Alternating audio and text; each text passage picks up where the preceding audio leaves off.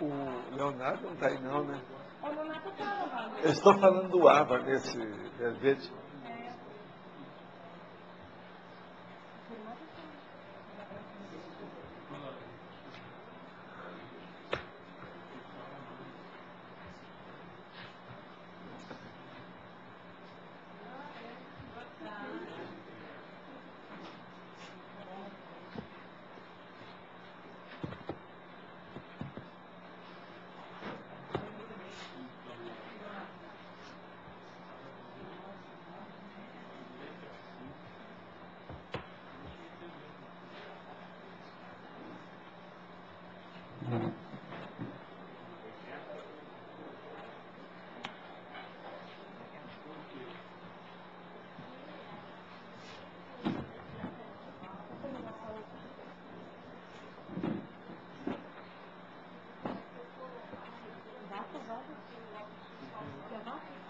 É, pode bater.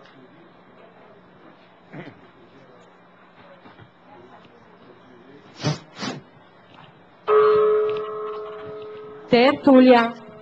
Meu boa tarde para todos e todas. Hoje nós temos aí falaciologia dentro da parafatologia. É a ciência aplicada aos estudos específicos, sistemáticos ou pesquisas sobre as falácias, sofismo, ilogicidade, raciocínio falso, interpretações errôneas, ignorância em geral ou manifestações autoconscientes e irracionais, simulando veracidade.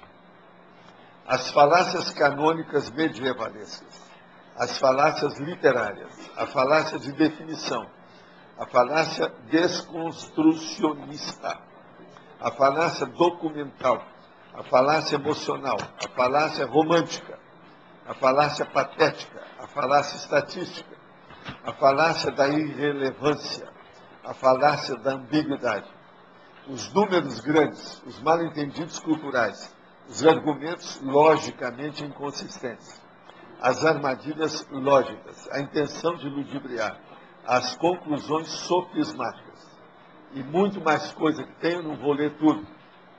Isso dentro da patologia.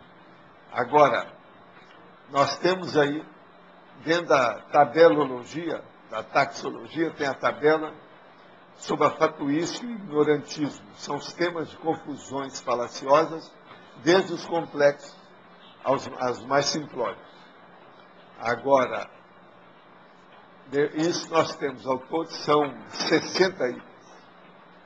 Agora, a falaciologia exige estudo atento da consciência indústria, principalmente quando a personalidade vive inserida no mundo das ideias avançadas, com pesquisas de ponta dos fatos e parafatos. A falaciologia alcança você de algum modo na vida moderna? Os fatos falaciosos chegam a causar problema intelectual ou cosmoético para você? Eu quero lembrar a vocês que esse verbete tem 5 páginas, né, como vocês viram. Tem 44 logias e tem 10 máximos. Eu acho que aqui os máximos, eu acho que são 11. Eu acho que eu errei um aqui. Deixa eu ver. 1, 2, 3. 1, 2, 3, 4, 5, 6, 7. Não, são 11. São 44 logias e 11 máximos. Agora, eu quero aproveitar aqui para falar para vocês que ontem eu falei aqui de um meu amigo, chamei ele de anarfa. Anarfa quer dizer analfabeto. Então veja, esse é um amigo meu teletertuliano. Hoje eu quero falar para os meus amigos anarfas tertulianos presentes ontem. Quem é que falou que eu sou história de caçador, que eu fico contando história de caçador e de pescador aqui ontem? Sobre o negócio que eu falei do ouriço cacheiro aqui, o porco-espinho. Aqui, ó, tá, para quem quiser ler, que o porco-espinho pode chegar a 122 centímetros. Esse aí que eu vi, eu falei, ó, esse aí é do grande, é o ouriço cacheiro, é o grandão. O grandão vai, só o corpo dele vai a 65 centímetros. E o rabo, a cauda, pode ir a 57 centímetros, são 122 centímetros. De modo que os anarfas de história natural devem aparecer para falar, levantar a mão. Quem é que estava rindo aí ontem? Eu falei que história de caçador, e não sei o quê. Eu gosto de abrir um negócio. Você falou. Quem mais? Quem é que foi? Eles não apareceram hoje? Olha lá as fotos, ó, qualquer coisa vê o tamanho do bicho lá. Enfim, são os bobocas anarfa de história natural que tem aqui. Gente, vamos estudar história natural, que tem uma opção de livro lá embaixo. Qualquer coisa fala que o nosso Roberto Laime dá uma aula para vocês sobre o assunto. E outra coisa, quando tiver esse curso seu, é preciso falar com esses que chamaram de anarfa aí, que eles é que são os anarfas. Se eles dão um jeito nisso. Eu sou anarfa, mas em outras áreas. Nisso aí não. Eu estou certo. Professor, esse bicho aí foi fotografado ontem. Não, pois é, mas e solto na mata de novo. Pois é, ele fotografou. Isso é. Pois é. Agora, ó, quem quer ler aqui os dados sobre ele, é parente seu. Esse, então, Ouriço Cacheiro, esses caras que levantaram aí, são mais Ouriço Cacheiro que a gente. De modo que, ó, ele tem farpas afiadas, um verdadeiro arpão, tem espinhos e dentes, tem os pelos duros com vibriças, usam a cauda para prender nos galhos, são roedores, sabe invadir roças e pomares. O cara que escreveu aqui é um bobo, que faltou. E jardins. Ele invadiu foi o nosso jardim. De modo que aqui, ó, na internet também está errado. Isso aqui foi da internet. Está errado. Está faltando coisa. A gente pode enriquecer a opção de coisa. Isso, gente, é bicho, meus amigos da minha infância. Quem quer ler, ó, está aqui. Por favor. Os anarfas podem ali, vamos dizer, o nome seria refocilar. Você sabe o que é isso. Agora, outra coisa que eu quero clarear aqui para vocês. Tem gente que às vezes não entende por que é que eu uso as logias e fala que eu fico inventando palavra aí na internet. Aí tem gente falando isso. Então eu quero dizer o seguinte. Lá no verbete, qualquer pessoa que for ler vai ver o que é que tem. São 70 sessões em matéria de logias. Agora, qual é o interesse disso? Eu vou mostrar uma coisa para vocês hoje, com lógica, baseada nos fatos. Uma das coisas que eu mais falo aqui nesses 6 anos é que a turma não tem cosvisão das coisas. Agora, essa cosvisão, ela é principalmente devido aos parafatos e para fenômenos. Mas o caso é o seguinte, vamos só pensar. Por exemplo, eu vou falar das 70 sessões que tem aí, e eu vou falar de 5 delas, que são técnicas. 5 técnicas das sessões da Enciclopédia da Conscienciologia. Ciclologia, veja bem, crescendologia, binomiologia, trinomiologia e polinomiologia. O que elas têm em comum? Elas têm uma coisa muito boa, muito séria, para fazer quem for ler o texto pensar. Elas mantêm a expansão do universo das expressões. Você está expandindo a expressão. Predispondo a cosmovisão das realidades e para a realidade da cosmofisiologia. Você entendeu? Eu acho que eu vou até escrever isso aqui no verbete. Vou colocar lá para ver se clareia mais. Porque a turma não está entendendo nada disso. Mas a gente já espera que não vai entender tudo mesmo, tem que ir devagar. Agora, outra coisa que eu queria falar para vocês, muito sério. Eu, quando estava escrevendo lá o Homo sapiens pacíficos, eu quis procurar um negócio da Bósnia, que eu vi o negócio lá, vi isso assim, en passant, mas não tinha documentação. Agora eu vi, o negócio foi real mesmo. Só que tem que a gente ainda não sabe os nomes das pessoas que eles pegaram. Mas o problema todo é o seguinte, é um negócio da interprisão grupo-kármica, das piores que tem, do ponto de vista da encarnação da vítima. Uma coisa é você passar por outra. Por exemplo, o ator em Hollywood, ele passa por outra pessoa. Ele vai fazer uma biografia do cara que morreu, ele vai encarnar aquela personalidade. Mas agora não. O carrasco encarnar a vítima, isso é coisa transcendental. É isso que eu vi há muitos anos, agora eu já vi documentos sobre o assunto.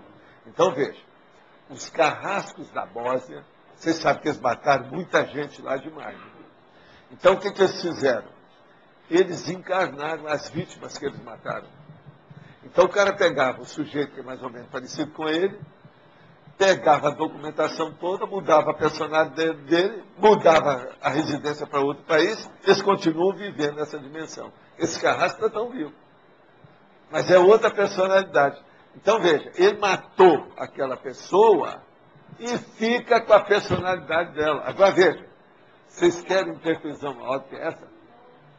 Essa aí eu acho que bateu tudo, né? Tudo quanto é ré que tem por aí. Agora, eu queria ter colocado isso no ano passado, mas não tinha documento. Agora não, eu vi, já tem autores, se quiser eu posso citar. Eles falando nisso. Os carrascos encarnaram, foi o nome que eles estão usando. Encarnaram as vítimas. O que vocês acham dessa? Não é terrível? Agora veja, com Zé, né? Mais uma vez vocês estão vendo o aperfeiçoamento da criminalidade, do ilícito, através das conselhas. Isso aqui é terrível. Por exemplo, a gente não viu que os alemães fizeram muito isso, porque o orgulho alemão era muito grande para estar mudando de personalidade, mudar de nome. Eu não ia topar uma coisa dessa. Agora, essa turma aí da Bósnia, tudo indica, diz que é um monte deles. Está entendendo? Agora, veja, um dia alguém vai expor isso aí.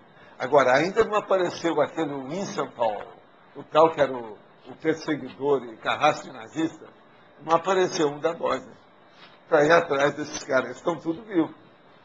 O ideal é deixar para lá mesmo, porque já estão muito enrolados. Né?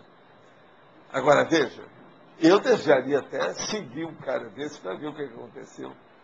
Esse aí eu desejaria fazer uma entrevista com ele na cadeia, por exemplo. Para ver, né? O cara encarnar a vítima. Gente, vocês estão pensando na profundidade do alcance disso? Você entendeu? Não é impressionante isso? É um negócio para se pensar seriamente. Um negócio muito sério isso aí. Rosa, você entendeu? Agora, ó, já tem aqui uma pergunta. Em taxologia, na página 69, item 55, existe a similaridade fenomenológica na fatuística e identificação fenomênica do ignorantismo. Vamos ver o que é que ele quer. Poderia clarear melhor essas duas expressões que me parecem até estarem invertidas? Não, o problema todo é o seguinte. Fenomênica e fenomênica. No meu caso aqui, está fenomênica e fenomênica. Agora, uma é similaridade, a outra é identificação. Similaridade é quando a coisa parece com a outra. Agora, identificação é quando há uma identificação. O negócio é muito mais profundo. Não tem nada que ver tão invertida, não. A situação é a gente ver como é que é. No ignorantismo, é justamente a identificação fenômeno. O cara se identificou com a vítima. É isso que eu estava falando aqui. Ele está perguntando o mesmo assunto. Lá no fundo é o mesmo. Você entendeu? Olha só. Similidade fenomênica é apenas da fatuística. Eu sou mais ou menos similar dentro do curso intermissivo com vocês. Nós estudamos a mesma coisa. Mas agora, identificação fenomênica. Isso já é do ignorantismo. É a hora que essa vítima se torna, não é, a própria pessoa. Ele se identificou com ela. Você está entendendo? Há uma diferença. Então, é necessário que você veja bem isso. Há uma diferença entre uma coisa e outra. Similar é uma coisa parecida. Agora, identificação é quando é idêntico. Uma coisa se sobrepõe à outra. A coisa é mais séria. É mais profunda. Vocês estão entendendo a diferença? Qualquer coisa, olha no dicionário. O que é similaridade e o que é identificação? Não são iguais. Agora, na página 68, nós temos aqui a última linha da fatologia. Poderia aprofundar os bicondicionais tautológicos. Olha, primeira coisa, eu não quero expor isso aqui. Quando a palavra é mais assim, erudita, eu gosto que a pessoa consulte o dicionário. Vai ver o que é tautológico. É um processo que é do Avino, que é um processo mais da época. Você não acha que eu não vou explicar isso aqui? É bom que a pessoa vai procurar. Que aí é um processo. Esse aqui nós estamos colocando já para estudar. Então, bicondicionais tautológicos. O que a gente poderia falar de cara? O que é que você falaria para traduzir para o povão? Tautologia era explicar alguma coisa e não diz nada. Pois é. Explica alguma coisa, Agora, mas não... outra coisa, eu estou falando bicondicionais. Isso aqui que é o brabo. É quando uma coisa depende da outra, mas assim de uma forma que não tem outro jeito de... É tautológico. Como é que eu vou explicar? Tautológico. Explica tautológico. Eles vão procurar o dicionário. Explica tudo que você puder. É bom. tautologia é um fato que independe de demonstração lógica, de qualquer demonstração. É a verdade intrínseca que ela... É quando você fala uma coisa Por exemplo, redundante. a hora que eu falo para redundantemente. você, eu falo assim, olha, isso é um dedo. Isso é Ou tautológico. senão, ó, isso aqui é o meu nariz. Eu podia falar que é uma frase redundante, assim, é Frase redundante com a redundante. realidade. É redundante com a realidade, não precisa de ninguém Isso. provar nada. Isso é o tautológico. Agora, ó, outra coisa, eu É, falo são outro, outras- bicondicionais, o pior é esse. Pois Bicondicionais. é que uma coisa depende da outra, a outra Depende da depende outra. dessa, mas assim, é uma dependência clara, óbvia, não precisa de que ninguém prove nada. Se você lê, você já vê que... É uma explicitação instintiva. Ela nasce, ela já vem pronta. Tá certo? Eu acho que aí agora parece que a pessoa vai entender. Mas olha, seria bom essa pessoa procurar o que é tautologia e estudar o problema. Pergunta referente à questionologia. Tenho facilidade de aceitar certos fatos falaciosos por acreditar, ter boa fé em pessoas e escritores que se julgam conhecer o mundo astral. Poderia indicar algumas posturas e atitudes que poderia ajudar nesse caso? Sim. A primeira coisa, vai estudar tudo que nós temos falado aqui sobre descrenciologia ou o princípio da descrença. Só admita, por exemplo, o que eu estou falando aqui com você, se você fez a experiência. Esse é o motivo que eu peço. Vai lá, pega o dicionário para outra pessoa aqui que perguntou. Vai ver o que é tautologia, etc. Tal. Agora, a mesma coisa é aqui. Primeiro, quando a pessoa fala mundo astral, tenha cuidado com isso, que essa palavra já está prostituída, essa expressão. Se ver o que a pessoa quer dizer com isso. E tem muita exploração desse processo aí. Agora, a primeira coisa que você tem que ver é o seguinte: não admita nada que você leia. Papel aceita tudo. E não admita nada que os outros falem. Procure ter a experiência sobre aquilo. Agora, você não admite, mas você pega seu laptop e anota aquilo que você não está sabendo. E vai pesquisar.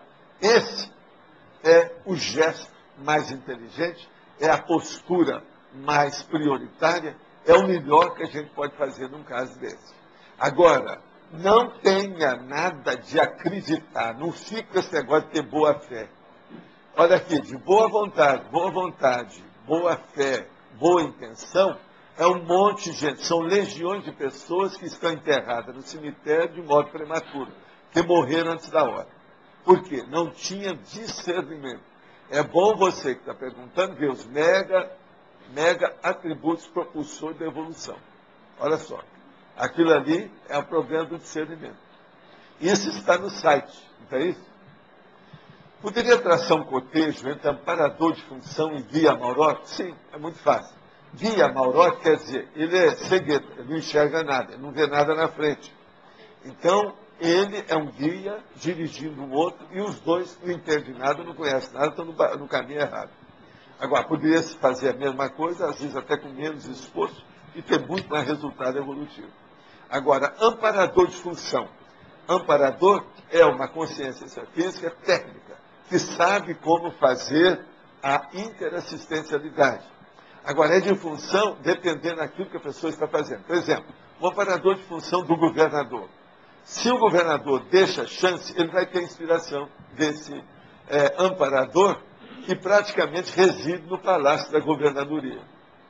Mas agora, se ele trancar, não tem, ele não vai ter amparador, o amparador vai embora, não vai perder tempo para ficar lá. De modo que amparador de função é um processo técnico avançado que apenas uma pequena microminoria minúscula é que tem na Terra. A maioria tem guia Maurote. Tudo quanto é religião tem guia Maurote.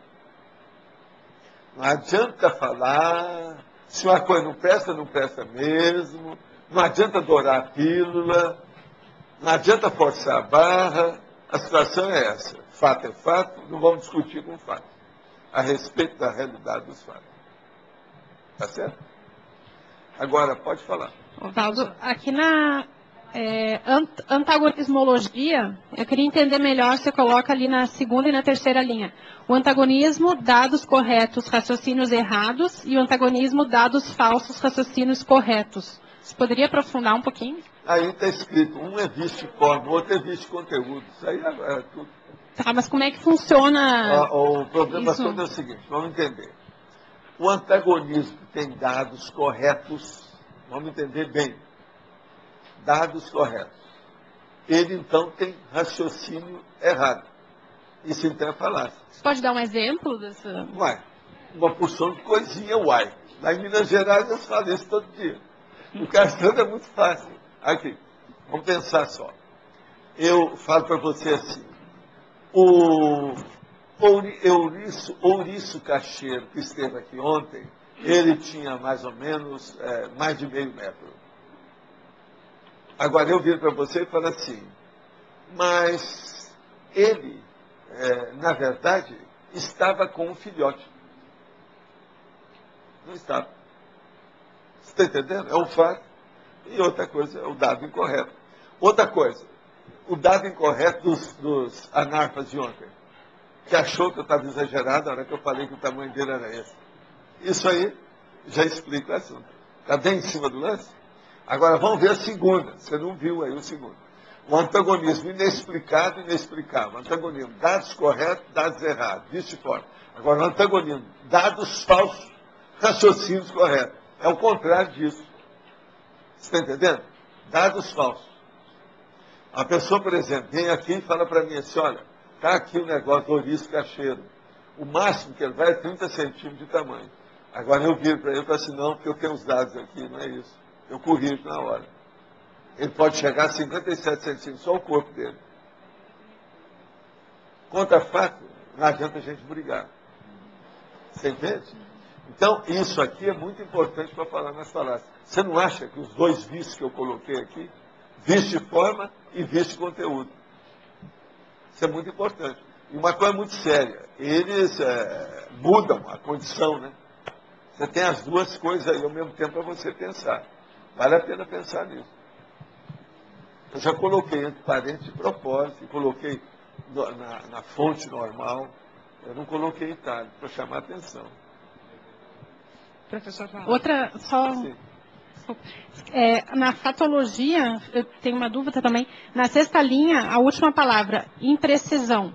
Você pode fazer uma relação da imprecisão com a A imprecisão é falaciologia? sempre uma falácia. Por exemplo, ontem, a turma que falou sobre o Ouriço Cacheiro foi imprecisão, porque eles não entendem nada disso. Estão pensando que eu estava contando histórias de pescador ou de caçador. Aí, Eu estou tirando partido. Não é assim que é o processo da didática, o gancho didático, não é isso? Falei por isso.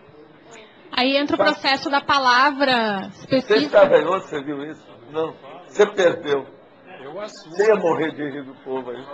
Eu sou história de caçador. assumo. Eu vim aqui para contar a história de caçador. Eu que nunca cacei na vida, nunca confesso. pesquei.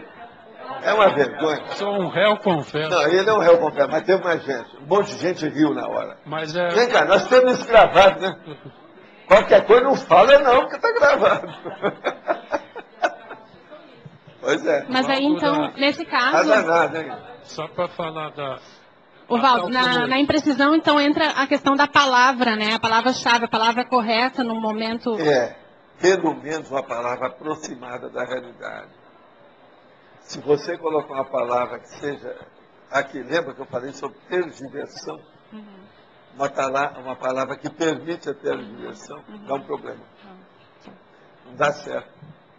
Por isso que a gente tem que chegar perto. Agora, ó, o povo reclama que eu faço essas palavras enormes, coloco logia e coloco tudo quanto é prefixo, sufixo, afixo, etc. Mas veja, arranja uma palavra dessa que seja errada e venha falar para mim. É isso que eu estou falando para eles. Ó, vocês aí, primeira coisa, esses que implicam aqui com o que eu falo, eu queria falar uma coisa muito séria. Eu não mandei que eles ligassem online. Vocês mandaram? Ele é obrigado a ligar? Sabe que não precisa nem de controle remoto? É só chegar lá e mexer na hora, dedinho, na hora. Então o que é? Para quê? Esqueça a tertúlia, vocês aí que não estão entendendo nada. Esqueça da gente. É o melhor, ele não vai perder tempo com a gente, nem a gente com ele. Se a pessoa não quer estudar, procura blog, Orkut, já está assim de besteira. Ó. Muito melhor do que a gente. As nossas besteiras aqui são todas técnicas. A gente erra, mas com muita técnica. Lá não. Eles erram sem técnica. Você gosta de gente que erra sem técnica para você. Está na hora. De modo que, ó, todos vocês aí não estão entendendo o negócio. Primeira coisa, aqueles que falam sobre sufixo, prefixo e afixo, leiam orismologia. Vão estudar um pouco de terminologia, nomenclatura. Vocês vão entender por que a gente usa tudo isso aqui. Agora, eu não tenho culpa se durante centenas de anos ninguém quis tirar partido dos afixos. Eu tenho culpa disso? Só porque eu agora estou tirando, culpa danada. Já teve gente que falou assim, você descobriu a porca. Aonde a porca torce o rabo. Eles falaram para mim. Por que é que nunca fizeram isso? Já teve gente que já perguntaram para o outro. Não, você está falando, mas vem cá, está errada a palavra? O processo é esse, está errado? E conta, eu não estou fazendo literatura, eu estou fazendo tecnicidade, ciência, isso. Eu não sou Guimarães Rosa. Guimarães Rosa é que gostava de mexer com as palavras para fazer literatice. Eu não faço literatice aqui. Minhas palavras são melhores do que a dele. Eu acho, pelo menos para mim. Muito embora eu bato palma para ele, que distorceu a língua, torceu tanto a língua falada, essa, como a outra língua escrita. Ele torceu isso tudo. Mas veja, é bom a gente expor isso e dizer bem claro. Primeira coisa, nós não estamos obrigando ninguém a estudar com a gente. Qualquer coisa, desliga o online. Desliga seu computador, suas coisas todas que você tem aí. Esqueça que a gente existe. Qual é o problema? Aqui, vai aliviar você e vai aliviar a gente. Agora, você quer vir com crítica? Venha. Nós adoramos crítica, desde que ela seja positiva, construtiva, que venha clarear as coisas. Agora, polêmica é inútil. Isso é besteira. Nós não vamos perder tempo com isso. De modo que vamos entender as coisas. Nós não somos donos da verdade, nem cura tudo. Todo dia eu falo isso aqui. Mas nós queremos acertar mais do que a média. Isso não há dúvida. Porque para estudar o tanto que a gente estuda, está mostrando que a gente quer aprender alguma coisa. Não é possível. Em parafatologia, por que foi citado somente o EV? Não existe falácias, enganos, etc., fora da intrafisicalidade? Eu acho que existe. Sim, mas qual é o problema? Quem é que falou que não tem? É lógico que tem. Agora, o EV, eu estou sempre citando na parafatologia, que é o que precisa. Se uma pessoa começa com EV, ela atinge o resto. O processo é belo. Agora, ó, a maior falácia que eu quero falar para essa minha amiga que fez a pergunta é o heteroassédio. O heteroassédio é uma falácia. Por quê? O assediador consegue empalmar, enrolar, engrupir, aqui o nome seria engrupir, consegue engrupir o assediado através de falácias. Pensa bem, cada processo do paracérebro a paracérebro, porque tudo começa paracérebro a paracérebro. Tem lógica? Mas olha, pode falar. É só uma sugestão, você acha incluir aqui na patologia falácia naturalística, ela é bem clássica, falácia naturalista. A naturalista tem. Que é tudo que é natural é eu bom, coloquei né? uma porção, não quis colocar mais, mas vamos pôr essa. Escreve aí, ó. É bem A clássico. Rosa vai atender ao seu pedido. E muita gente cai nisso. A sua moção, a sua requisição. O que mais? Sem falácia. É isso aí. Nessa onda de naturalismo. Não, na patologia. Falácia naturalista. Nessas relações que tem aí, você viu que tem uma listagem grande. Eu não coloquei em numerologia, porque na numerologia tem uma série de ciências, vocês viram. Quem é que quer falar? Você tem um micrófono? Pode falar. Valdo, é uma sugestão. A primeira é ela. Ladies first. Só um pontinho. Professor Valdo, esse é um tema nosográfico, né? Você coloca aqui como atributologia o autodiscernimento quanto à priologia cosmoética. Aí eu fiquei pensando, então, que tem na base a má intenção, sempre vai ter como base a má Agora, intenção. quando não tem, é pior. Porque mostra a ignorância absoluta da pessoa. Por exemplo, os fanáticos, eles têm falácia, mas eles, às vezes, não têm tanto, eles têm atenuante, porque são burrão, burril de burróide. Quer dizer, o ignorantismo absoluto. Então, Que é o fanatismo. A lavagem cerebral, por exemplo. Uma pessoa que foi lavada cerebralmente, você não pode estar culpando muito, não. Tem que fazer muito atenuante. Então, na realidade, deixa eu entender bem. Então, vamos dizer assim, a gente não pode ser ingênuo e vamos colocar no sentido de quando existe um pensamento, vamos dizer assim, uma intenção não, um ato, né, falacioso. Ele tem como base essa intencionalidade ruim, por mais inconsciente que seja. Tem uma pensanidade patológica atrás. Sempre é a pensanidade patológica. Agora, por exemplo, presta atenção. Tem, às vezes, uma qualidade da patologia anterior a essa que você está pensando. Então, a patologia correspondente à falácia, ela é secundária. Existe uma antes, muito mais séria, por exemplo, que eu estou dando aqui um exemplo violento. Lavagem cerebral.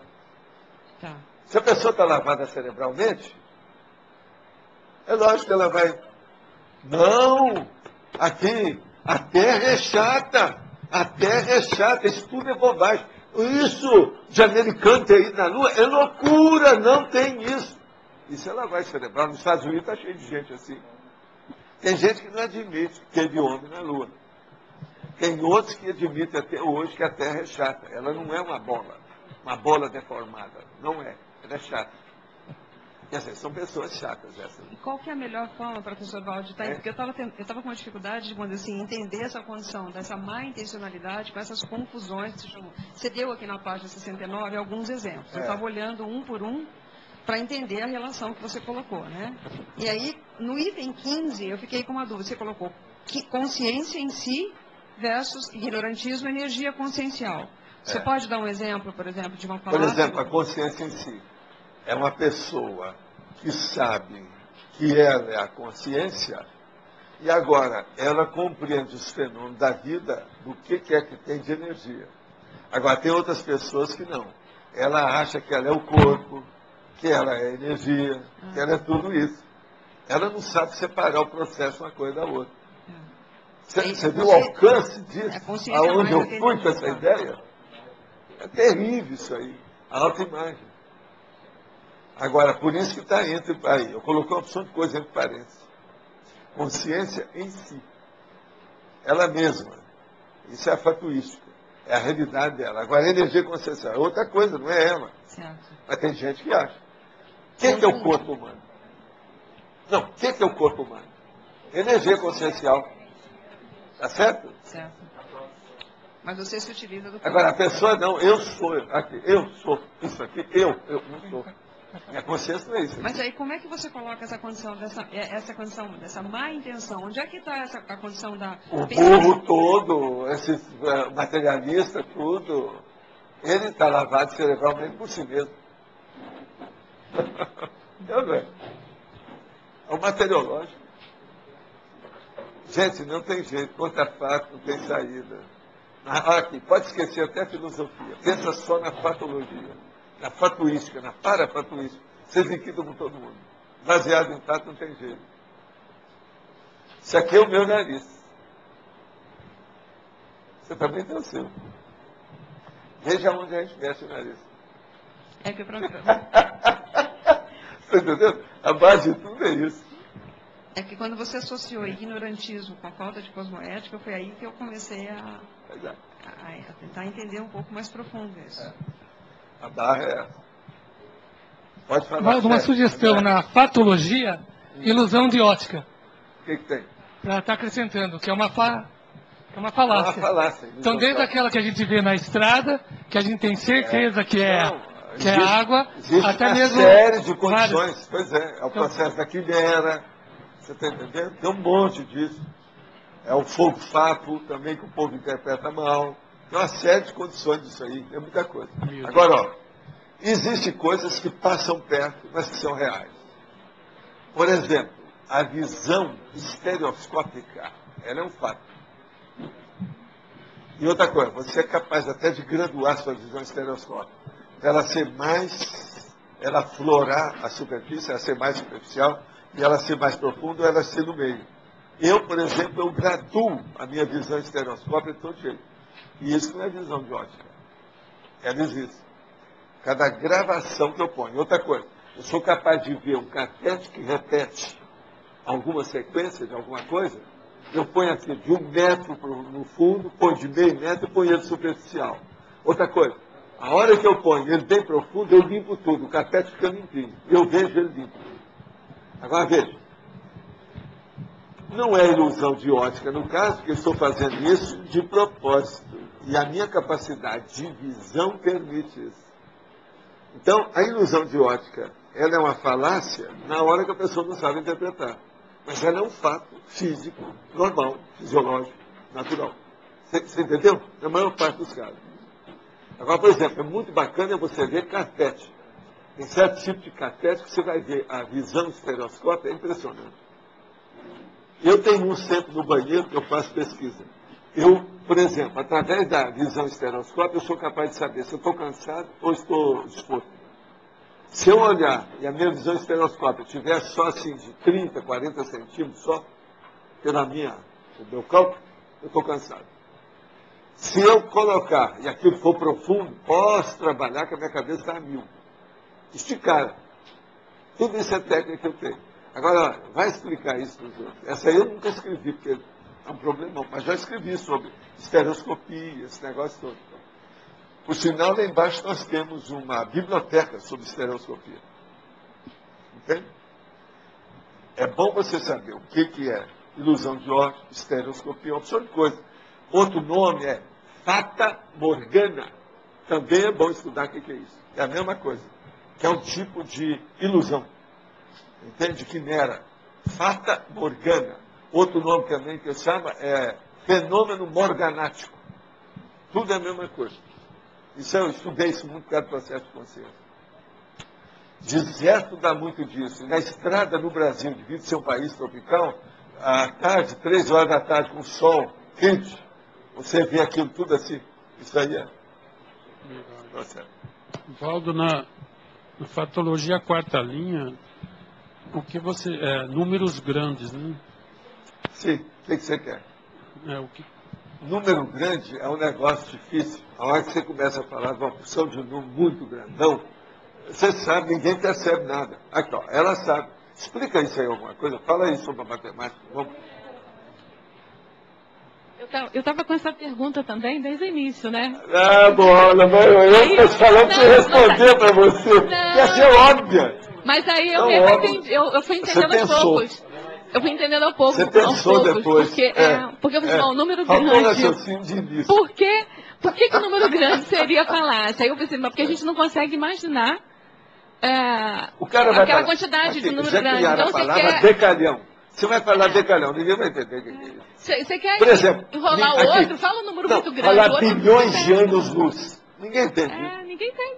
Bilhões de anos-luz. No entanto, é o uso técnico da astronomia. Ninguém pode falar nada.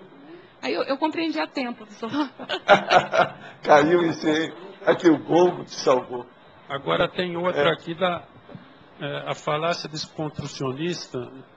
Tudo bem, a falácia ela pode, mas eu queria exemplo. Falácia o quê? A segunda linha, Sim. desconstrucionista.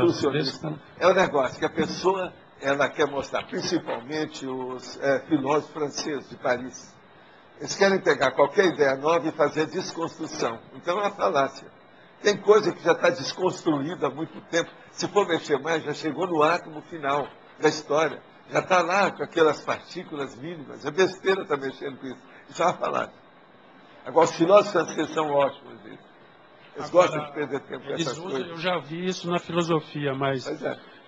Aí é uma falácia porque eles não dizem nada com nada. O que é? Não, estão escrevendo na água, veja bem, cuspindo para cima, dando rasteira no vento, fazendo continência a poste e dando bom dia a cavalo. Na filosofia tem muito disso, né? Precisa falar mais depois dessa cena. Valdo, na filosofia você podia pegar um monte de coisa de falácia também. Não precisa falar mais depois dessa cena. Vamos ver, não mexe comigo que eu tenho 12. Daqui a pouco. Agora, uma terceira coisa, última, na quarta também, depois de números grandes, são os mal-entendidos culturais.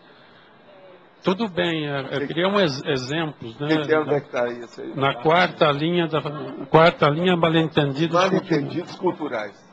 Você não viu aqui ontem?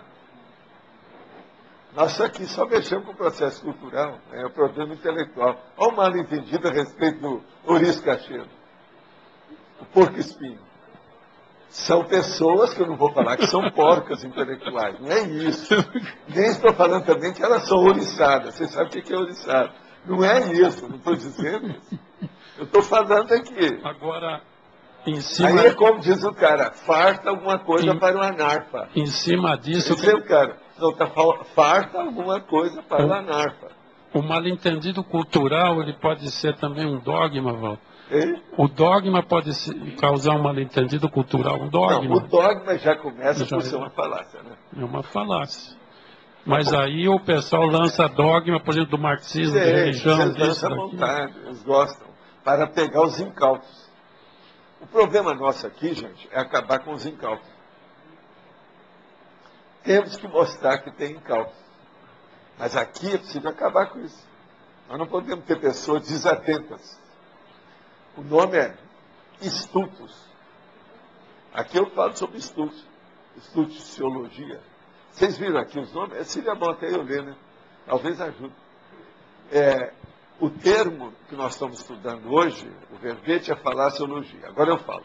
Sofismologia, enganologia, dogmatologia, apedeutismologia, ignoranciologia, contradiciologia, insciologia, inscienciologia, inexperienciologia, incoerenciologia e estulticiologia. São lindas as palavras, imensas, mas são lindas. Ninguém pode falar nada. E outra coisa, tudo em riba da tinta, como diz o camarada. Em riba da tinta. Todas falaciosas. Um termo também que se usa muito é a falácia lógica. Aqui tem armadilhas lógicas, não sei se é a mesma coisa. O que é que tem que ser? Falácia lógica, isso é usado. Sim. Aqui na quinta linha tem as armadilhas lógicas. As armadilhas lógicas é a falácia. É a falácia lógica. Agora veja, o erro ilógico às vezes é uma falácia lógica e às vezes também é uma armadilha ilógica. Mas então, eles fazem com uma lógica, com demonstração, outra coisa, o oxímoro, como alguns aqui gostam de falar, vocês escolham, porque isso é variado. Então, a oximorolândia, oximorologia, tem muita coisa que o povo interpreta mal, vira falácia. Então, oxímoro, a tautologia, eufemismo, tudo são áreas que a falácia deita e rola. Nós não tivemos cuidado, cai no buraco. Agora eu só queria falar... Agora, paradoxo também. O ilogismo também. Só aí eu já falei 5, tá, irmã? Sei, mas pode cair. Paradoxo pode cair. Tem gente que não sabe interpretar o paradoxo, cai na falácia. E ele interpretação. afirma aqui com toda a convicção. Tudo isso aconteceu. Não, tudo que seja da nuance da ambiguidade. Vamos repetir. Olha o que eu falei. Olha aqui. Gera ambiguidade. Tautologia, eufemismo, paradoxo, de modo geral, oxímoro, tem mais outras coisas nesse sentido. Tudo que esteja assim, na fímbria da transição do pensamento. Isso aí é que eles chamam, que é o período de transição da acepção. A hora que a acepção vai mudar outra coisa. A parte obscura da lua, que ninguém está vendo. Você sabe que tem uma parte dela que às vezes vira, sem dar a ver um pedaço, conforme a situação que ela esteja. Mas tem uma parte central que nunca aparece. Está certo? É essa que é a verdade. Waldo, só queria voltar àquela questão da tautologia, que epistemólogo usa muito. É uma explicação que ela não é científica, ela é óbvia. Você vai falar, cadeira é lugar de sentar. Não é isso. Nós temos uma coisa melhor dentro do parapsiquismo. Mas por que ela... Tem uma coisa melhor dentro do parapsiquismo. E tem outra coisa também melhor dentro da medicina. A medicina, um dia desse, eu perguntei para eles aqui. O que é que eu perguntei que vocês falaram de medicina? Lembra? Vamos ver a memória de vocês. Congênito. Agora, dentro do parapsiquismo, inato. Mas ela congênita da medicina, inata de parapsiquismo. E é um processo também, a tautologia, mais da biologia, certo? Ela entra como falácia, porque ela é uma explicação óbvia de alguma coisa, e ela não é científica, é uma coisa óbvia. Agora, ela entra como falácia por quê aqui? Porque a pessoa usa aquilo como, não sei o que é. Falácia é sempre quando a pessoa usa, consciente ou inconscientemente, uma realidade interpretada erroneamente. Isso é que é a falácia, de modo geral. Como é que eu vejo a tautologia como falácia? Você vai explicar uma coisa para uma pessoa, você fala uma tautologia para ela, achando que está explicando, a pessoa fica abobada. E outra Aí coisa, quando o cara vê que os ouvintes são anarfa, ele tira partido e põe a canga. É o que eu não quero fazer aqui, por isso que eu falo um negócio de analfabeto logo que aparece. Vocês vejam, eu às vezes corrigi até os negócios no online, aquela coisa, quando o negócio é muito bravo. Isso é bom quando a gente sabe falar. Afinal de contas, estudo aqui também tem uma aula aqui nessa história. Como é que é? Eu tenho responsabilidade com isso, o que a gente está falando. E para mim eu gosto de falar tudo aquilo que eu já tive experiência. Quantas vezes eu já falei aqui, ó, isso eu não sei, isso aí eu preciso a gente estudar. Eu não tenho gabarito, não tenho competência para falar sobre isso. Agora, quando eu tenho, vamos afirmar, porque quanto mais esclarecer, melhor. Às vezes, eu estou pensando que eu estou super competente num assunto ou nada. E a pessoa me corrige. Eu aceito na hora, isso é o máximo. É heterocrítico.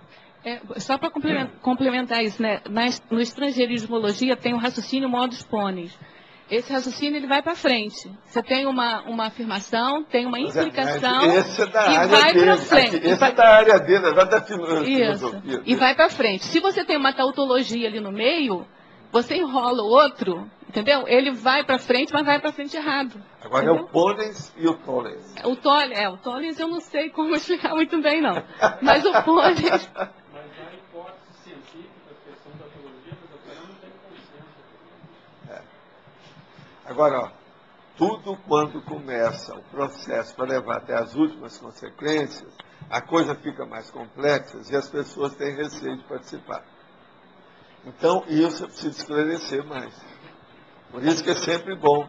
Por exemplo, não fiquem vocês pensando que você vai fazer uma pergunta que às vezes tem um negócio errado, que você não está ajudando. Está. Quando a gente mostra um erro, você está ajudando a gente a acertar. Até eu ganho com isso, todo mundo aqui ganha. É muito importante. O problema é participar. É aquele negócio. Esporte, o mais importante, o relevante é participação. Mas fala. Valdo, uma sugestão. Na estrangeirismologia, colocar o non sector. Acho que entra. Non sector. É. Pode pôr. Eu já coloquei isso em muitos lugares. Acho que é aqui no caso. Pode falar.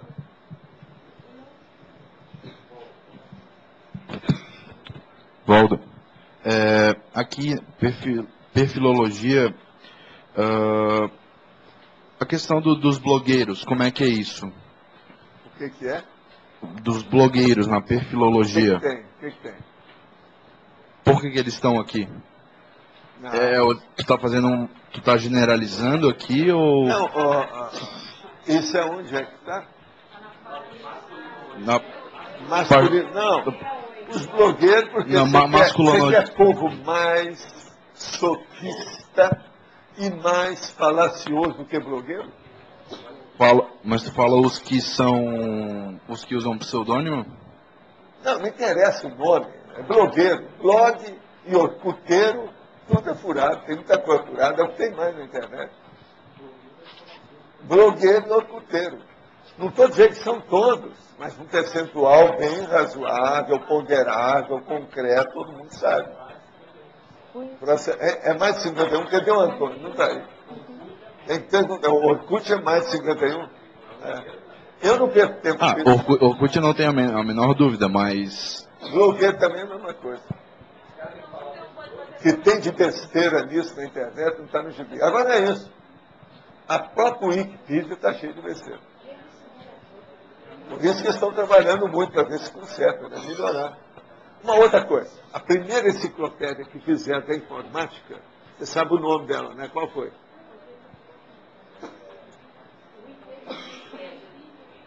Não, a primeira enciclopédia do Bill Gates. Como é que chama? Carta. É a mais burra e errada que já foi publicada no mundo até hoje em matéria de enciclopédia. Não sou só eu que falo, um monte de gente. É tanto que eu nunca consultei, porque está cheio de erro. Agora veja, tem os analfabetos de informática, tipo Bill Gates, esse outro, vai fazer enciclopédia, Tinha que sair tudo errado. Eles tinham que ter pago mais, gasto mais o dinheiro dele, que ele tem muito, para pôr gente de gabarito. Então, veja, isso é pior. É antes dos blogs, dos Orkuts. Saiu. Ainda colocaram aquela estrela de Hollywood, que era mais inteligente nela, tal, para chamar a atenção. Vocês lembram, né?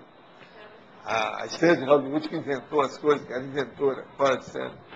Parece a cara dela. Toda bonita. Mulher fora de série. Sr. Valdo, daria para propor o mega pensando em Maia, falácia intrafísica? O Maia, de certa forma, não é uma falácia intrafísica? Esse Maia que a gente vive hoje? Não é a falácia intrafísica. Na verdade, não é o Maia. O Maia já é uma ilusão, já é natural. Agora, a falácia intrafísica é essa dimensão. É a própria vida já é uma falácia. Para aqueles que não entendem nada disso. Intrafisicologia, então. Então, isso aqui, na verdade, é o palco real. O palco é um local do teatro, por exemplo, é um local só de mentira. O ator é o mentiroso profissional. Agora, veja, aqui, uma boa parte das pessoas estão num palco real. Isso é muito mais real do que a gente pensa. Porque são atores que não sabem a tragicomédia que eles estão interpretando. O drama, né? Você está entendendo? Não sabe o processo de evolução, não sabe nada. Que a falta de cosmovisão gera então, essa... não é bem aí o Maia. O Maia já é uma ilusão, já é falácia. Isso aí é óbvio. É quase que sinônimo, né, na história. Quanto ao processo do criacionismo, eu não poderia entrar aqui com mais uma teoria também, a teoria do criacionismo. A teoria do criacionismo não daria para encarar como uma falácia? Também, não há dúvida. Porque... E mas é muito agora, forte eu ainda, já falei em criacionismo em outros lugares mais sérios, por isso que eu não coloquei, mas se quiser pode pôr. Você estuda a teoria do criacionismo. Valdo. É que o criacionismo eu gosto sempre de colocar com o antagonismo, não é um bom exemplo. E eu já coloquei como o processo do antagonismo entre a evoluciologia e o criacionismo. Valdo. Só um minutinho.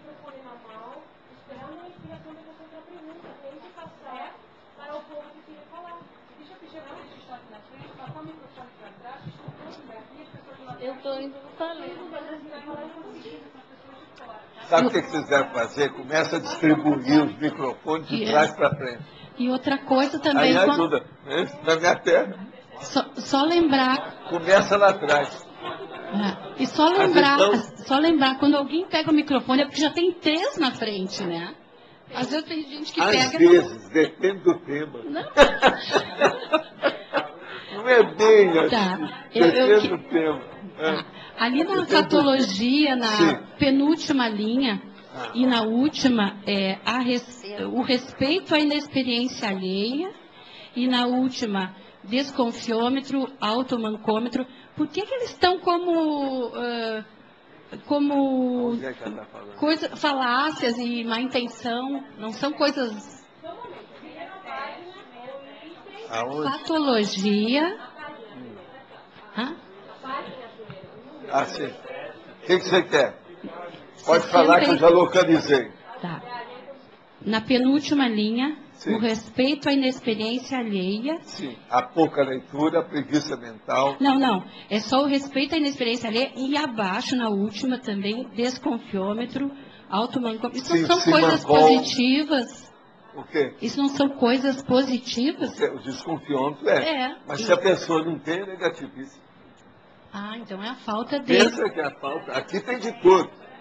Na fatuística, patologia, tem as coisas positivas e negativas para a pessoa pensar. Tudo daquele universo.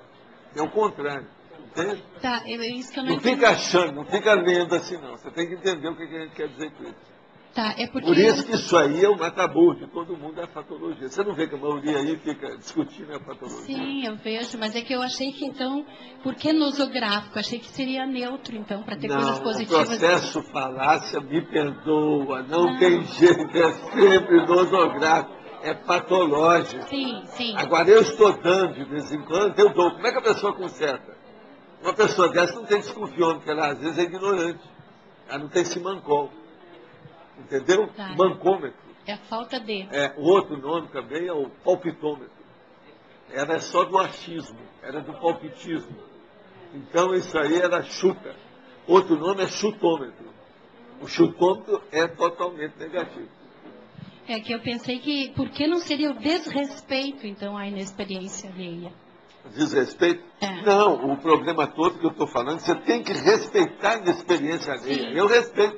Mas às vezes eu sou obrigado a falar, ó, Anarfa, é a hora que você precisa de falar, porque senão o negócio prossegue. Aquilo caminha. E eu não quero me acompliciar com o erro, porque eu estou vendo que é evidente. Tá claro? Mas agora, eu respeito. Por exemplo, a coisa mais séria que você respeitar, presta atenção, a inexperiência alheia é você estabelecer um limite das suas afirmativas, da sua assertiva, da sua declaração. Você tem que ver, com uma pessoa eu falo até um certo ponto, com a outra eu vou até outro ponto, de acordo com aquilo que eu sinto que é o limite dela. Você não pode passar o limite, porque aí você está sendo descaridoso, você não tem generosidade, está faltando fraternidade na história. Entende? Você está desancando com a pessoa, isso é estupro evolutivo. Não é bom.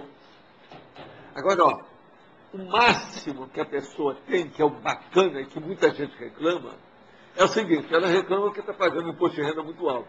Se pagou imposto de renda muito alto, é porque tem muito patrimônio, muito dinheiro, ela teve um bom lucro. Você está entendendo? A mesma coisa, quando a gente está aqui e desancando com a pessoa que ela não está sabendo alguma coisa, isso é o máximo, mostra que ela está estudando. Isso é o máximo, ela não deve reclamar. Nós queremos ampliar isso aí. Então, que todo mundo aqui pague bastante imposto de renda. A gente não sabe o que eles estão fazendo com esse dinheiro, que é uma maracutaia danada. Mas, temos que pagar. Tá certo?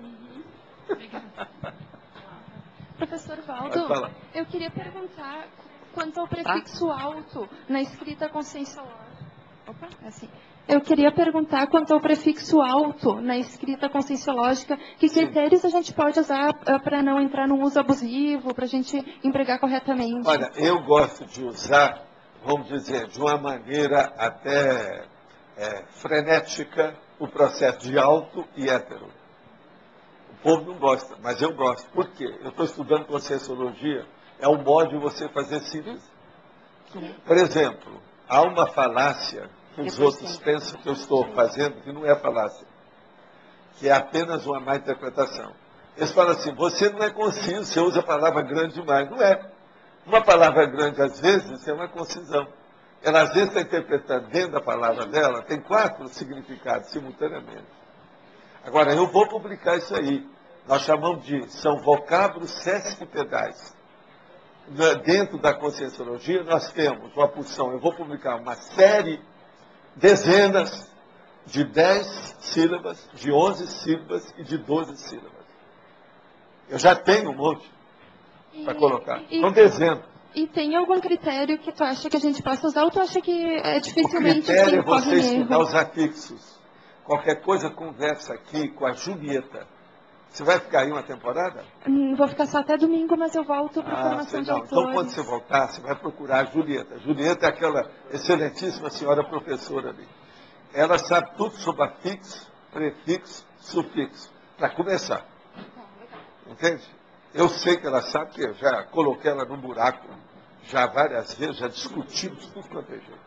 E ela sabe tudo isso. Ela pode te dar uma geral, você vai interpretar como você vai aplicar tudo isso.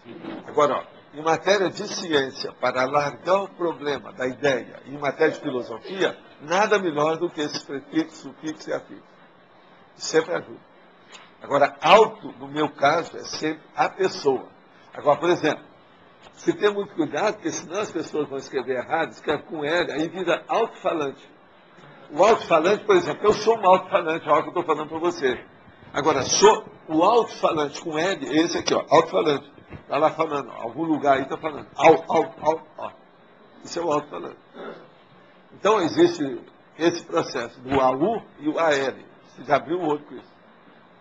Tá certo? Obrigada. Professor Val. Como é que é? Os mecanismos de defesa do ego. Defesa do ego. Quando que ele é falacioso ou não? Não, às vezes não, porque tem a instintuologia nesse caso aí, o processo do instinto. A pessoa está se defendendo para sobreviver, ela às vezes não tem uma intenção falaciosa. Então, é ignorância mesmo. Tá entendendo? O nome é apedeutismo. Entende? Baldo, é outra. Ah, lá. na página 70, no número 44, você coloca opinião pessoal democrática e consenso eterno. Você pode falar um pouco desses dois? Eu não entendi muito bem o... Opinião pessoal democrática. Você sabe o que é isso, sabe? Sim. Então, por exemplo, as nossas opiniões aqui, a gente procura ter uma opinião pessoal democrática. Por exemplo, fazemos a tertúlia na base de eleição. A gente procura o máximo, todo mundo participar. Você já notou que eu aqui atendo todo mundo que pergunta. Toda pergunta para mim é inteligente. Isso é opinião minha, pessoal, que eu procuro ser democrata naquilo que eu posso. Nem sempre eu consigo. Não tem mais, a gente faz força. Agora, consenso eterno é aquela pessoa. Você vai para o paraíso, aonde tem 22 virgens te esperando. E os homens vão para o paraíso, que tem 21 virgens esperando. Isso no mínimo, não é isso? Isso é eterno. Porque eles mesmos acham. O que você acha? Explica bem? Precisa explicar mais? Ai, não sei, professor Valdo. Vocês estão entendendo aí o processo da falácia religiosa? Não, fiquei pensando, sabe o quê? Por exemplo, em reuniões, em coisas do nosso dia a dia que a gente procura o consenso e tal. Foi nesse sentido que eu pensei, assim. Pois é, mas agora vê, opinião pessoal democrática e consenso eterno. É interioropatia. É o eterno. Eles acham que acabou. Por exemplo, já teve filósofo francês, inclusive o Bruckner, que já falou. Olha, é uma pena, porque a vida moderna hoje está mais difícil. As coisas estão muito mais esclarecidas. Não dá para a pessoa se tapear do jeito que era na Idade Média, na época do feudalismo. Porque lá a pessoa nascia ou pobre ou rico e aquilo acabou, a vida ou vai para o paraíso, liquida com assunto. Agora não adianta. As pessoas estão começando a fazer questionamento, tem que pensar mais, então nós temos que fazer mais experiência. Acabou. Você entendeu? Agora, o Bruckner tem falado muito isso nos livros. Agora, na página 68, na teoriologia, qual a relação entre a teoria epistêmica e a teoria pragmatista com a falaciologia? Veja. Nós vamos ver aqui. Teoriologia. A teoria pragmatista é a teoria epistêmica. Ou você, que é a nossa representante oficial, por favor, fala aí. Ou se não quiser, eu aviso. E eu, de vez em quando, tenho que colocar aqui os monitores falando. Não pode ser só eu, né? Porque, afinal de contas, eu tenho que defender meu Lourinho Chaves. Está na teoriologia, página 68. Eu acho que eu não vou dar conta disso, não. Fala aí, fala o que você achar. Vamos em frente. Eu confio em você, ó Rosa. Bom, teoria pragmatista. É uma teoria que você... De quem é a teoria? A maior dela? Pois é, eu não... É do Skinner. Skinner. Tá certo? É do Skinner, tá. Tá certo? Então, Se te explicar mais depois dessa? Skinner. Você sabe que o nome do Skinner é Burros. Burros Skinner. Mas ele era uma cabeça, ele não era burro. Você sabe que o burro é um bicho inteligente, às vezes. Agora, o burril e o burroide que não são.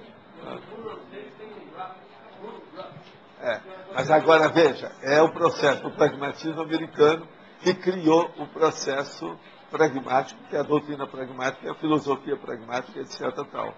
Então, aqui, a teoria pragmatista é principalmente hoje, a que eles discutem mais, quase sempre derivada do Skinner, não é isso? É o Skinnerismo, como eu chamo, Skinnerismo, que eu chamo. É isso aí. Agora, a epistêmica, essa você sabe. Pois é, eu não... Como é que é? Epistemologia. O que é que a epistemologia estuda? A epistemologia é a história do conhecimento. Não é a filosofia? A filosofia do... Então. É a história. De como é que ela vai se construindo. Entendeu? Então... a filosofia como ela vai se construindo. Agora, a teoria epistêmica é justamente isso. Como é que ela se desenvolve. Como é que é o problema, por exemplo, a teleologia da cognição. Tá certo? Teleologia da cognição. Como é que ela se forma? Como é que o conhecimento... Por exemplo, você vai aprender a ler e escrever. Como é que é o seu raciocínio? Como é que você aprende? Como é que você descobre o... Olha, como é que você concatena o conhecimento? Hoje nós devemos pedir desculpa para os tertulianos se o processo aqui está mais dentro da via erudita. Tá mesmo. Amanhã vamos ver se vocês escolhem um verbete mais ameno. Entendeu? Senão o povo vai ficar com de orelha em pé e eles não vão dormir essa noite. Pode falar aí, ó. É o Indiana Jones agora? Aqui. Ah, é? Eu estava olhando todo o verbete, você fala, eu queria entender um pouco melhor quando você menciona a questão da ciência. Porque aqui na lista, na página 69, no item 14, você compara a ciência com a religião. Sim. E aí ele entra numa... Você bateu na coisa que eu não ia falar, mas agora já que você bateu... Tá. Aí eu vou colocar duas coisas aí. Tá, deixa eu só falar meu raciocínio. Então, eu comecei a pensar, eu falei, em relação à religião, tudo bem, ele tem uma fatuística. Agora, a ciência tem uma insciência, vamos colocar assim. Quando eu parto de uma... Tem, mas ela é menos pior. Eu sei, ela é menos pior. O negócio é o menos pior. Agora, sabe o que eu vou pôr aqui? Eu vou pôr assim, ó, ciência. E aí eu coloco, entre parênteses, especialidade. É um especialista. Agora, na religião, eu vou pôr, entre parênteses, seita. Ah, tá. Porque aí eu fui aqui, eu vi aqui na 40... Eu tinha pensado fazer isso, quando eu vi, eu não coloquei. Ficou. E eu fiquei pensando justamente... Escrevi aqui, está escrito. Escrevi para colocar. E no item 46 você coloca a paraciência. Aí você diz neociência. Aí a neociência. Aí já estou falando as nossas coisas. Aí está falando da conscienciologia. Mas o contrário lá é bravo. Seita moderna gurulátrica. Agora, como é que eu posso pensar nessa condição da ciência ter uma insciência? Por exemplo, quando eu estava pensando, quando ela coloca o processo emocional como sendo fisiológico, ela está cometendo... Não existe personalidade perfeita. Não existe pesquisador onisciente. Não existe nada dentro da Perfecciolândia, porque aqui é a Imperfecciolândia. De modo que toda ciência tem dogma, toda linha de conhecimento tem dogma. O que é que nós estamos fazendo na força danada? Vai acabar com os dogmas dentro do processo da consciência aqui.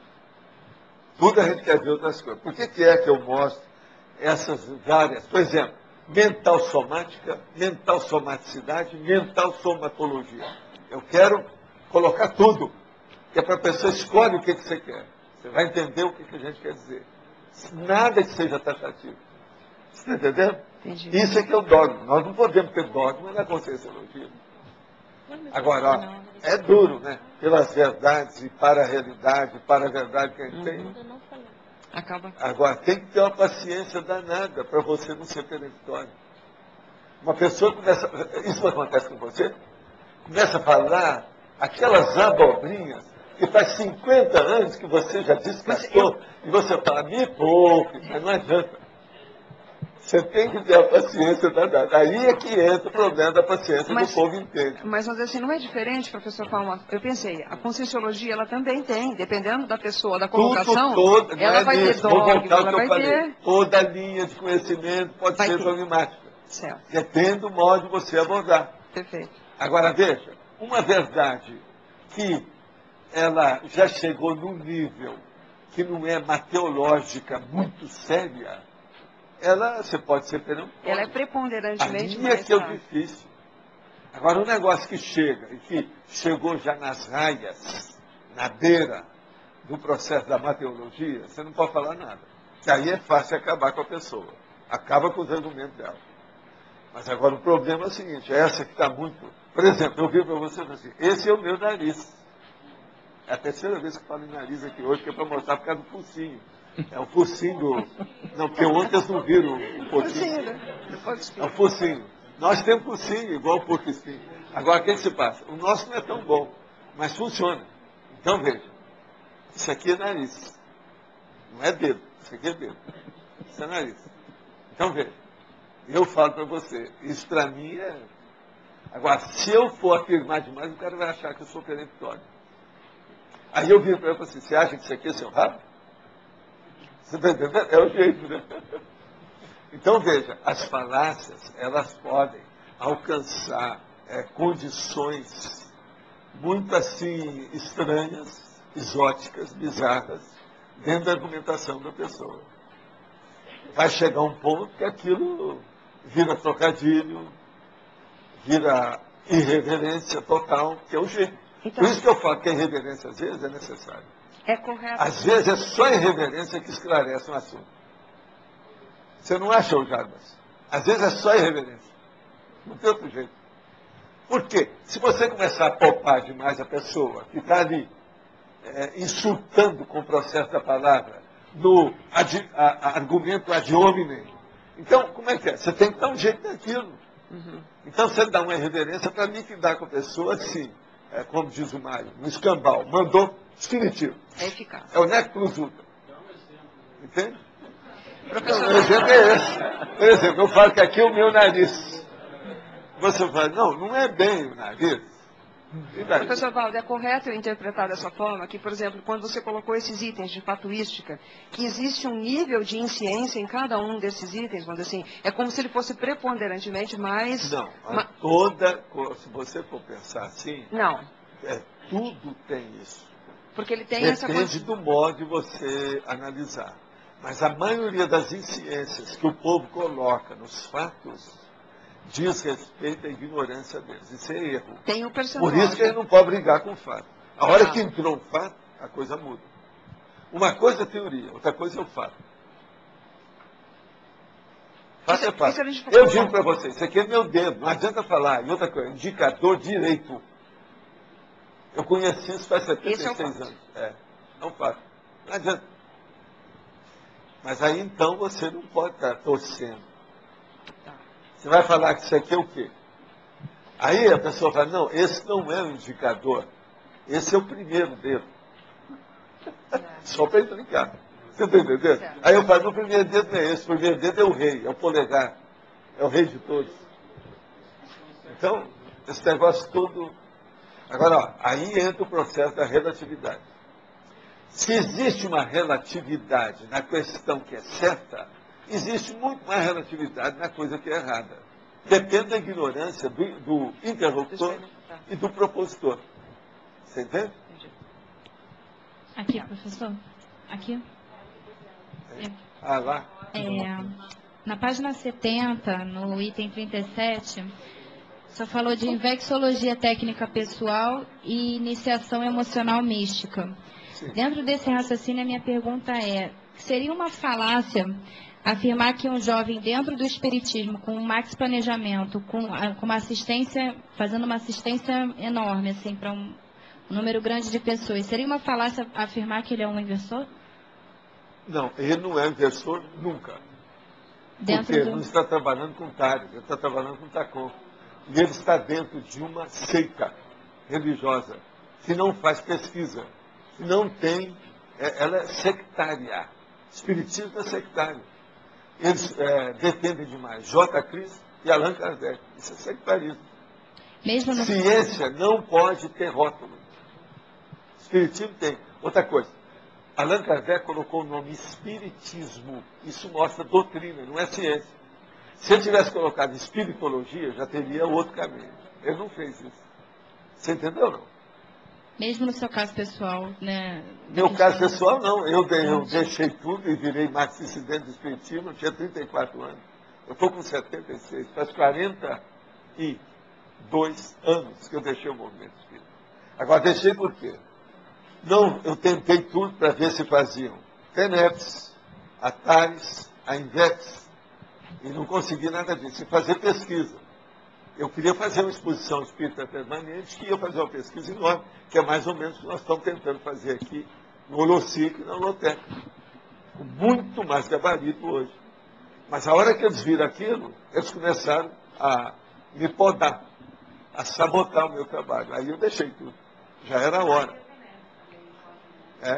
Eu já fazia... Não, eu cuidava. Tudo isso que eu faço hoje na Conscienciologia, eu internamente, privativamente, na minha vida íntima, eu já fazia. E dava banana para tudo. Agora, tentava expor aquilo, não tinha jeito. Falava com os espíritos para se comunicar, os comunicantes, para comunicar. e falar, dar mensagem sobre aquilo. Falar, não adianta porque eles não vão publicar, vai criar problema para você. Entendeu como é que é? E outra coisa, criou mesmo. Teve muita coisa que criou para mim, criou para a Ivone, do Amaral Pereira, a Ivone Pereira, esse povo todo. Por quê? São tudo bitolados. Os vaticaninhos. Tem os vaticanos, são as federações. A pior é do Rio, que hoje é mais de Brasília, né? A segunda pior é de São Paulo. Essa do Paraná também é forte. Eles são muito peito amarelo e bitolado. Entende? O Rio Grande do Sul seria a quarta.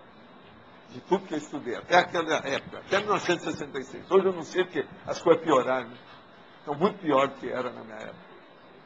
Professor, acho que é ela na frente. Aqui, você? Professor, olha só, professor, uma dúvida em relação, por exemplo, no item 1 do verbete, conformática, quando o senhor fala em forma e conteúdo, o senhor se restringe à linguística em si, né?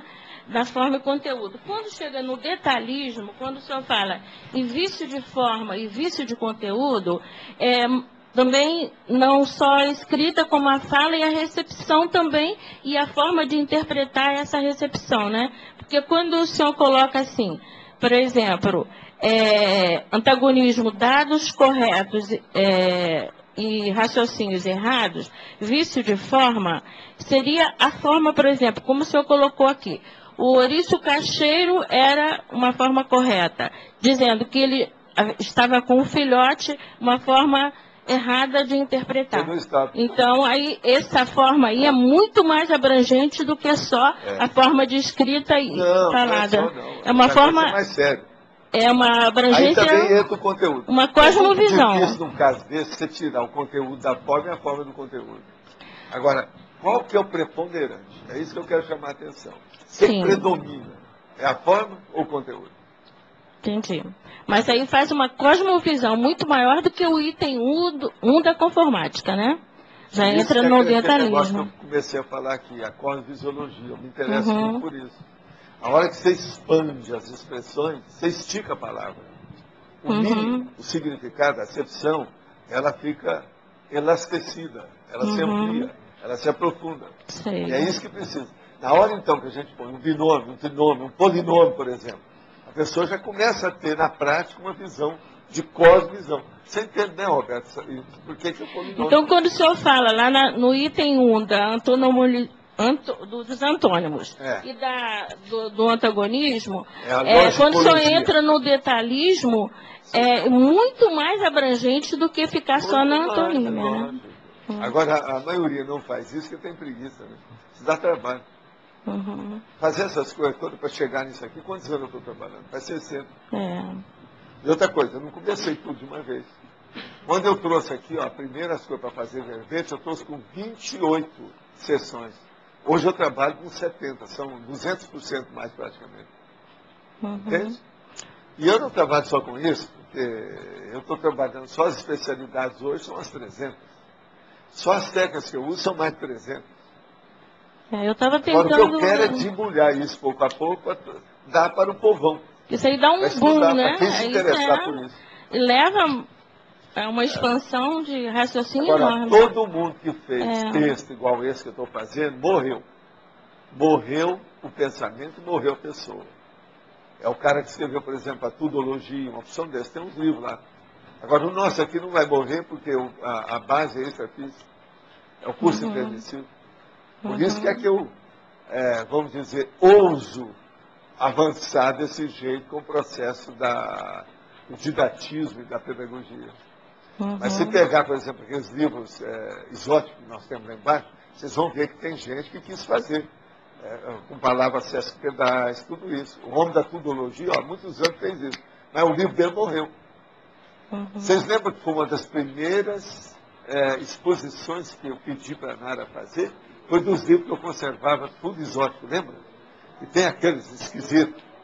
É preciso dar uma hora fazer para a nossa turma. Vamos pedir para a Nara, quando ela voltar agora, para ela, aqui ó, anota aí para mim e pede para a Nara, para ela fazer exposição de novo, com todos os livros que tem, a abstrusoteca.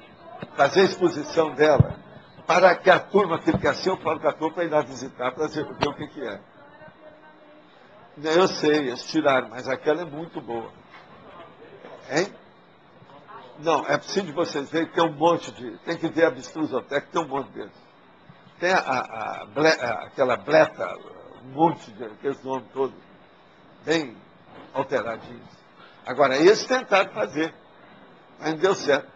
Um dos que tentaram fazer, que trabalhou comigo, tem lá um livro dele, que é a parapsicanálise. É uma Mahabalawá. Mas esse também não pegou, porque ele não trabalhou mais, ele não levou o negócio à frente. Isso aí foi criado comigo. Parapsicanálise, tem lá o livro dele. Mas fala aí, André, por favor. Professor, a falácia quase sempre tem um cunho emocional? Predomina mais o cunho emocional, porque às vezes, num debate, numa discussão, ou apenas numa conversa de bar ou de botequim, a pessoa quer ganhar de qualquer maneira, que ela não sabe perder. Aí ela apela para a emoção. Aí é que vem o argumento ad hominem. Em vez de falar sobre a ideia, fala sobre a pessoa. Não, você está aí, está tudo errado, você engordou demais. Não tem nada que ver com aquilo. Ataque pessoal. Ataque pessoal. Entendi. Outra questão, tem algum momento definido evolutivamente que a gente deixa de ter ações falaciosas? Tem. Qual que Agora, eu acho o seguinte, é a hora que a pessoa começa a ficar desperta. Desperta. A desperticidade é que leva a isso. Antes disso, não é muito difícil. Agora, veja, ela começa a ver que é importante não ter a falácia. Então, ela começa a fazer o quê? Higiene consciencial para acabar com a autocorrupção mental. Que a pior autocorrupção que tem é a mental. É a intraconsciencial. Eu já expliquei isso aí. Sim.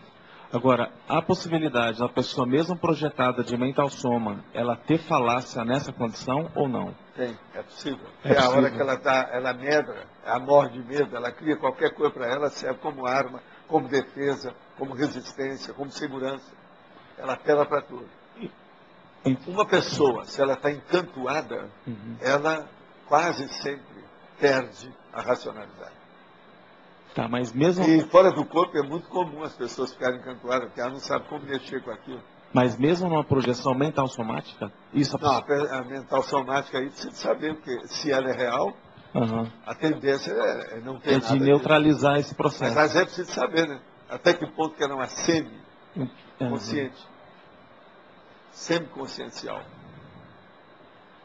Essas coisas são difíceis. Tem que ver aquele caso, pontualmente, examinar como é que é. Agora, professor, só para fechar, basicamente a ortopensenidade, o foco na cosmoética, é uma das profilaxias para esse processo, né? Nós todos temos que trabalhar por aí. Agora veja, isso te leva aonde? Vai levar você a se disciplinar, a aumentar a sua auto-organização. Se aumentando a auto-organização, você vai transformar os seus hábitos em rotinas úteis. Isso tudo vai fazer com que você comece a melhorar o modo de pensar. Você melhora o modo de pensar, você vai melhorar o modo de falar, você vai melhorar o modo de escrever, você vai melhorar o modo de agir. São 4 coisas aí decorrentes uma da outra. Isso é um polinômio. Okay. Agora, o que é que se passa? Na hora que acontece isso, você começa a aperfeiçoar tudo. Você fica melhor organizado, você vai julgar os seus bagulhos energéticos e queimar tudo ou dar um sumiço naquilo. Você vai ter tudo mais certo, correto, e você não vai sofrer da síndrome do toque ou qualquer coisa nesse sentido. Você vai ser uma pessoa disciplinada, organizada, metódica, bem seletiva a respeito do prioritário. Então a coisa mais séria é a prioridade. Agora, essa prioridade final que eu estou falando aí para você é aquela que pega a pessoa que já recebeu uma condição, ou já alcançou, atingiu um nível, que ela vê que ela está desassediada. Aí a responsabilidade dela sobe na cabeça. Ela, então, vai começar a aplicar isso de uma maneira muito mais eficaz e, outra coisa, mais generalizada e onipresente, ininterruptamente, o tempo todo, em tudo que ela faz. Então, a dispersidade, a meu ver, é que desasna as pessoas, nesse sentido. Então, a asnice diminui. Que falácia é uma asnice. É processo de, entende? É aquilo que eu chamo da asnologia. A asnologia não é bem a burrice, é uma coisa mais técnica. Sim. Então, a burrice técnica é o pior que tem. A asnologia, por exemplo, você não encontra burrice na universidade, na academia. Você encontra asnologia. Por exemplo, tem um monte de asnos que recebem Prêmio Nobel. Não é isso, o título de mestre, o título de pós-doutorado, mas são asnos. Não lembra daquele negócio do asno que eu falei, o cara do Rio Grande do Sul, que estava contra o problema de a pessoa pensar que tem cacófilo na língua portuguesa. Você quer coisa mais falaciosa do que essa? É um asno. E esse é pós-doutorado, daí é doutor. Doutor em filologia. Hein? É. Agora, asno, é uma palavra tão bonita, né? Asno. Olha só. Linda. Não é isso? Professor. Asno. É?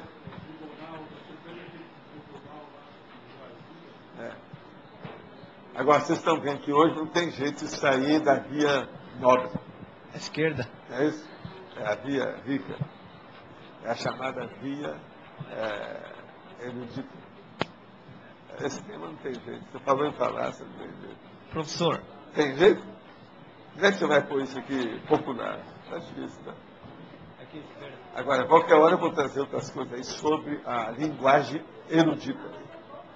Já tem ela pronta. Professor, aqui, ó. Pode-se afirmar que mais do que 51% do que se diz na ciência convencional é falaciologia, devido ao fato de não levar em conta a bioenergética? Não, nós não podemos falar isso não, porque está certo a maioria, porque o negócio lá é baseado em fatos. E são fatos físicos. Em matéria de fatos físicos, a ciência materiológica acerta muita coisa, não é isso tudo não. É menos. Você não acha? Eu acho que é menos. Uma outra coisa. Eu devo muito, e você também, a essa ciência materiológica. Ela tem um aspecto muito bom. Olha aqui, ó. Ciência materiológica. Olha aqui. Ó. Tudo isso aqui, ó. Outra coisa, essa minha camisa. Contra o UV. Tudo é tecnologia. Não, o computador é seu aí. Eu estou falando do que eu tenho aqui, ó. Só que eu tenho 3 coisas sérias. E quais essa caneta, isso aqui e a camisa. Agora, tem meu óculos, ó. Também é. Tem microfone. É o microfone, não, esse eu já falei, ó. Aqui, tem essa aqui, ó. E quais as, digamos assim, as ciências ou especialidades dentro da ciência convencional que tem menos falaciologia? Aquela que tem menos cientista errado, mal intencionado. Por exemplo, as piores que tem são as que mexem com o medicismo. Toda a ciência, principalmente a física. Quem é que fez a bomba atômica? São os físicos. Eles é que erram mais. Por quê? Não tem prioridade. Eles não viram o alcance que ia matar todo mundo. Não viram aquele alcance. Depois todo mundo se arrependeu, tem cara que suicidou. São tudo uns bobocas. Agora, por quê? Mexe só com matéria, só física, bruta. Não tem jeito. E não é isso. A consciência é outra coisa. Não tem mais nada de matéria nisso. Não tem nada de matéria. Tá. E as menos? As melhores? As melhores talvez seja aquela que o cientista procura acertar mais fazendo assistência. Tudo que faz assistência. Então, por exemplo, todo mundo que está tentando melhorar a ecologia da Terra é muito positivo dentro da materiologia. Os ecologistas, que não sejam ecochatos, ecologista positivo. Tem muitos, são bons. Eles estão vendo o processo da sobrevivência, estão vendo a vida na Terra. Eles estão transformando essa Terra na lixeira planetária. Agora, ó, os piores cientistas são aqueles que aderem a certos governos que são belicistas. Os piores cientistas que apareceram no século XX são os nazistas. Aqueles que trabalharam com os nazistas. Porque eu conheci alguns deles na Argentina. Homens e mulheres. Por quê? Eles trabalharam para matar os outros. Campos de concentração, fizeram experiência com tudo quanto é gente. Fazer encadernação com pé de gente. Entende? Só para você ter uma ideia. Professor, na página 68 ali, onde você fala o polinômio, né? O senhor coloca no polinômio relevância, aceitabilidade, embasamento e refutação. Daria para dizer que esse é um polinômio específico da pesquisa? A gente poderia especializar esse fenômeno? Esse aqui, esse relevância, polinômio? Aceitabilidade, embasamento, reputação. Seria Isso aqui mas agora, a coisa mais séria aqui não é só pesquisa.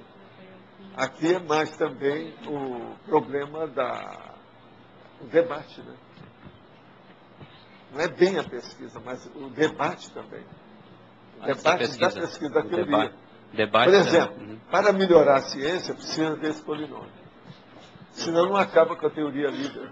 A teoria que esteja obsoleta. Então ele é pré-pesquisa. Tem que pesquisar, tem que discutir, tem que refutar. É a confrontologia da história e a confutaciologia. Eu observo que a maioria das vezes o senhor coloca uma classificação no polinômio e quando a gente vai tentar criar um polinômio... Às vezes eu ponho, às vezes não. Eu ponho quando aquilo é melhor para esclarecer. Esse aí, por exemplo, não tem nada. Relevância, aceitabilidade, embasamento, refutação. Sim. Agora, veja, você fez uma pesquisa, arranjou a teoria, ou arranjou um princípio. Vamos levar para debate. É isso aí. Então, não é só ciência, não é só pesquisa.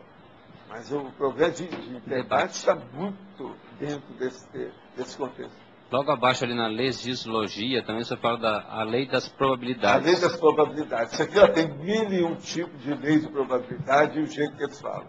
Agora, a maior delas é mais dos processos da matemática e da física. A relação com a falaciologia é... Aquilo tem uma probabilidade muito baixa, mas você prova, você diz que é verdade. É possível. Não, a hipótese é mais aceita. Por quê? Ela é mais lógica. Tem hipótese que você vai pegar e falar assim, essa aqui tem mais lógica do que essa. Isso é que é importante. Né? É o problema da probabilidade. Então, as probabilidades, elas têm percentuais. Tem umas que são bem menores do que outras. Por exemplo, eu digo para você, a probabilidade da consciex livre não ter duplista é um fato, para mim. O que vocês acham? Você acha que uma consciex livre tem dupla? Isso não tem. Agora, outra, aqui ó, outra probabilidade. O que você acha? Já criou problema com um monte de gente aí da dupla. Né? Então, a outra que eu falo para você, probabilidade óbvia. Agora põe o contrário. Eu acho que todo pré-serenão ou pré-serenona vai chegar um dia que não precisa mais da duplologia. O que você acha?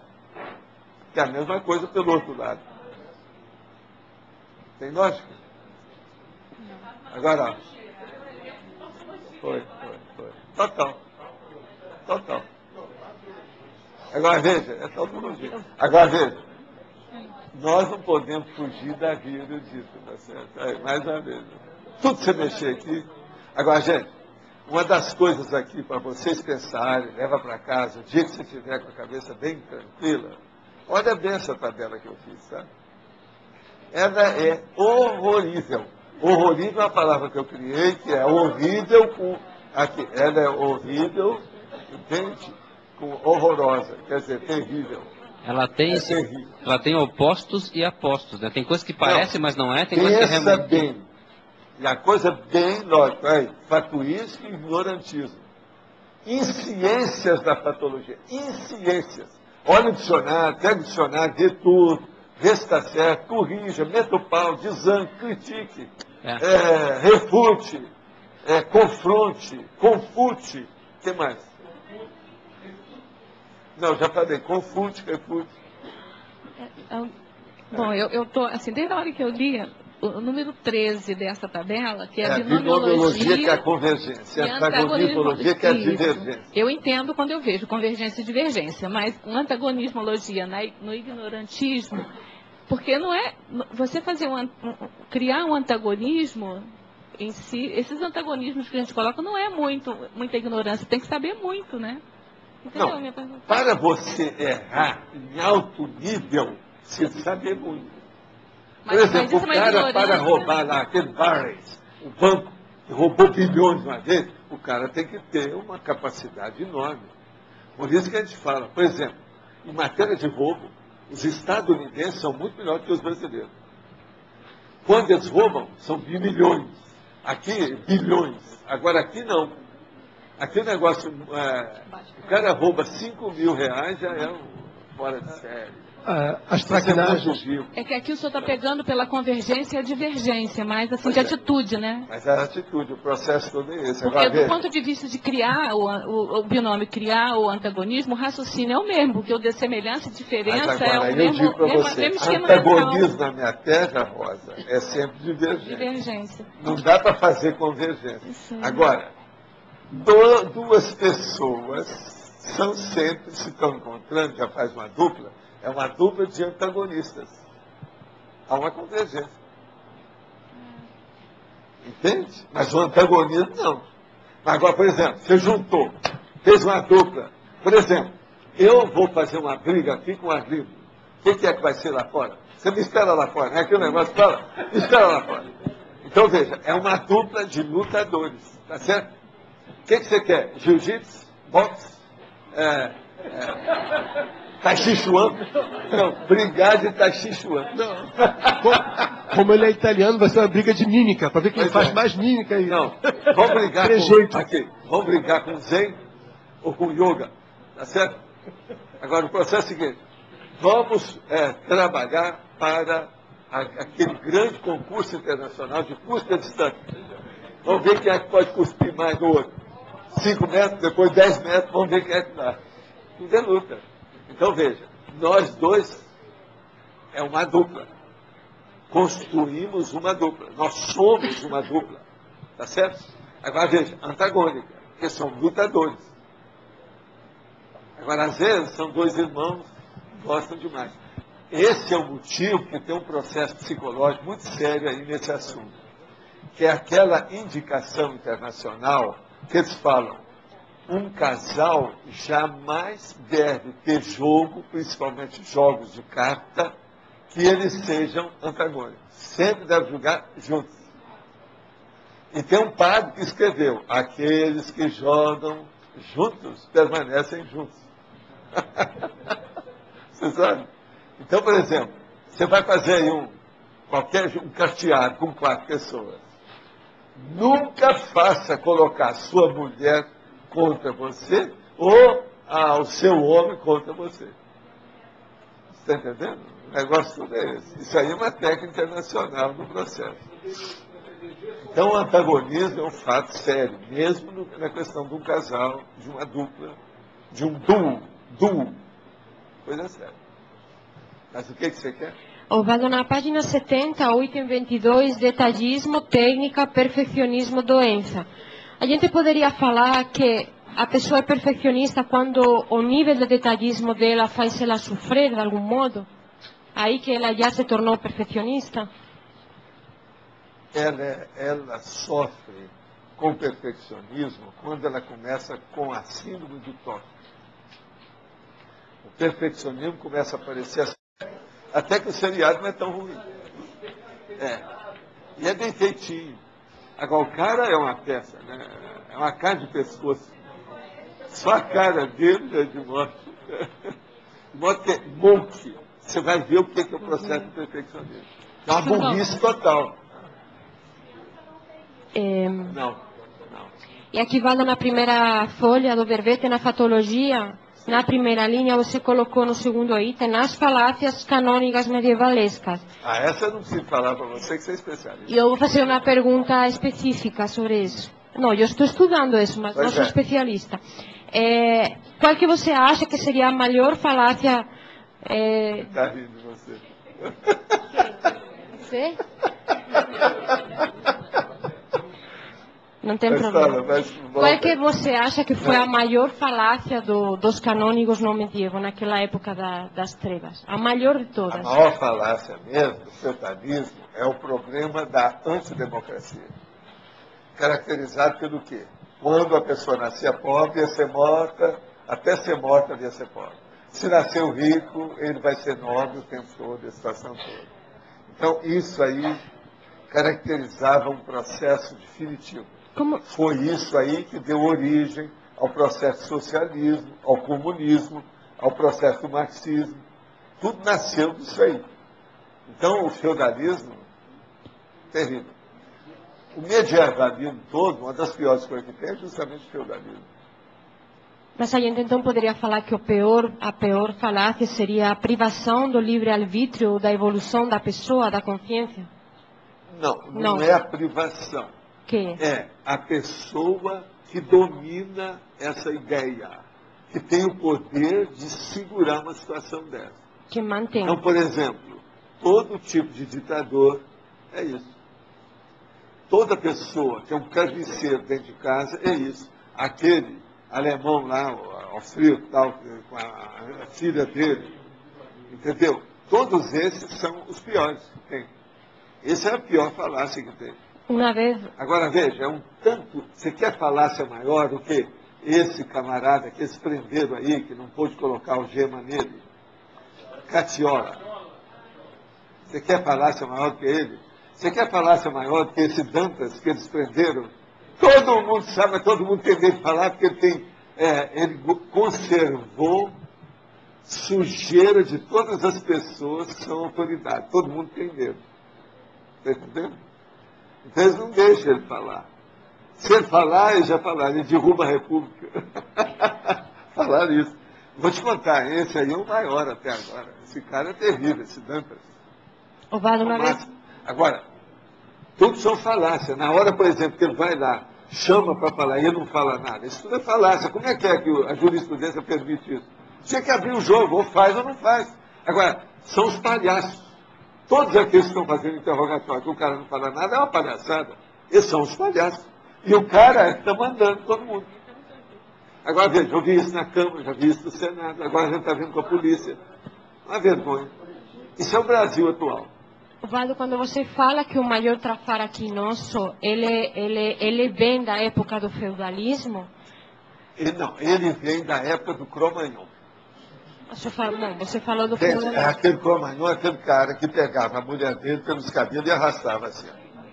É assim que eles mostram. Mas esse trafar... E ele tinha dificuldade até de ficar em pé, porque está começando a ficar em pé. Então esse trafar seria autocracia para você? O nosso trafar aqui maior é autocracia. Qual autocracia? Então? Que vem o genocídio, a ditadura, tudo que é ruim, a guerra, tudo aparece pela autocracia. Outra coisa, o Papa, representante de Deus na Terra, uma das piores coisas que tem. O rei, o príncipe, representante de Deus na Terra, uma das piores coisas que tem. Agora, e por aí vai, o ditador, representante de Deus na Terra, a pior, o imperador. Olha o Napoleão. Esse fez imperador. Tá certo? Agora, ó, na página 68, em Paradoxologia, poderia exemplificar a conduta paradoxal do debatedor. Veja, a conduta paradoxal do debatedor. O processo todo é o seguinte. Um debatedor que seja honesto, ele não vai defender nenhuma falácia. Mas um debatedor que não seja honesto, ele vai querer ganhar todas. É aquele cara que quer fazer uma polêmica, é um polemista que não perde nenhuma. Então, esse vai usar o processo. Num debate, é o lugar próprio para colocar falácias ou para destruir falácias. Engole quem tem mais lógica baseada em fatos ou quem conheça mais o assunto. De modo que não precisa ser uma pessoa que é super erudita para debater bem, não. Tem que ser uma pessoa que naquele texto, naquele assunto, naquele tema específico, ela conheça bem, com profundidade o tema. E ela tem a lógica para afirmar. Senão, na página 67, em Fatologia, na segunda linha de baixo para cima, tem o autodesconfiômetro. E ainda na Fatologia, na página 68, na segunda linha de baixo para cima, o ponto fácil do raciocínio. Qual o modo de aplicar o autodesconfiômetro na identificação dos pontos fáceis do raciocínio? Olha, a primeira coisa que a pessoa tem que ter é o seguinte. Primeiro, começar a pensar mais do que falar. Nunca falar sem ter pensado antes. Agora, para quem está começando, existe uma terceira posição muito séria. Anota tudo antes. Então, faça o registro. Se você tiver um laptop, é ideal. Leva para o laptop, depois pensa bem o que tem, e depois afirma aquilo que você quer. Esse é que é o melhor para começar, para a pessoa errar menos. Agora, o autodesconfiômetro é a pessoa, ela tem que estar alerta, atenta a tudo aquilo que se passa, mas ela não pode também, no caso, ficar muda, ficar tímida, ela ficar com medo, ela medrar com aquilo, porque senão ela não aprende nada. Então a primeira coisa que tem, não pode ficar a um nível que a pessoa emudece, não usa o laringo-chakra, deixa passar a oportunidade e ela não esclarece aquilo que ela precisa. De modo que a participação, ela é seríssima nesse problema de melhorar os pontos falhos de uma pessoa. Participar. Mesmo que ela erre, isso faz parte do serviço. Gente, quem é aqui que não errou até o momento? Quem é aqui que não vai errar daqui para frente em matéria de ideia? Tem alguém aqui que fala que nunca mais vai errar em ideia? Ô Roberto, você? O Adélio? É o Jarbas? Cadê o Jarbas? É o Jarbas? É o Arlindo? Ó, o Tri Parada Dura, é ou não? Pois então. Então a gente vai sempre errar, não tem saída. Mas agora, o problema é estar atento para errar menos. E o segundo, mais sério, procurar acertar o erro o mais depressa possível. Não demorar aquilo, caminhar. Ampliar. Crescer. Professor Walter, na página 68, nos dois últimos parágrafos, temos os assistidos e as assistidas no Departamento de Apoio a Voluntários e Alunos. Pode falar um pouco mais? Você sabe qual que é o que ela falou aí? Na página 68. O AVA. 68. Não, o AVA é o seguinte, o AVA é o apoio aos alunos e os colaboradores, os voluntários. Agora veja, o AVA mostra o que é que tem de patologia nesse processo todo. O que é patológico, o que é mórbido, o que está errado. E dá uma assistência para essas pessoas para que elas possam se acertar no meio do grupo. Entendeu o que é? AVA é isso. Por isso que é acolhimento, assistência, ajuda. É isso que você faz. AVA é isso. Agora, na falácia, toda vez que vai fazer a cariação com os outros, quase sempre tem falácia da pessoa que se defende. Por isso que tem que levar todo mundo. Uma acariação, quanto mais gente tenha participando do tema, melhor fica. Porque vai ter testemunha, gente que viu aquilo e que desdiz aquilo que aparecer como falácia, como mentiraria. Porque a tendência da pessoa é mentir. Porque ninguém está colocando a mão na Bíblia. Entende? Eu prometo só falar a verdade, só a verdade, tentando a verdade e a verdade toda. Agora, vai olhar, é só uma capa que está ali. Vai ver lá dentro um livro pornográfico. Já teve muita coisa que foi feita assim. Colocaram uma capa lá e falaram que era a Bíblia. Vou olhar, era Marquês de Sade. E tem outro também. Na hora que o cara está lá fazendo isso, colocou a Bíblia do lado esquerdo. E colocou o revólver do lado direito. Falou qualquer coisa.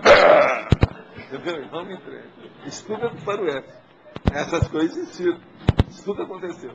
Professor, qual é a fissura maior, vamos dizer assim, da pessoa falaciosa?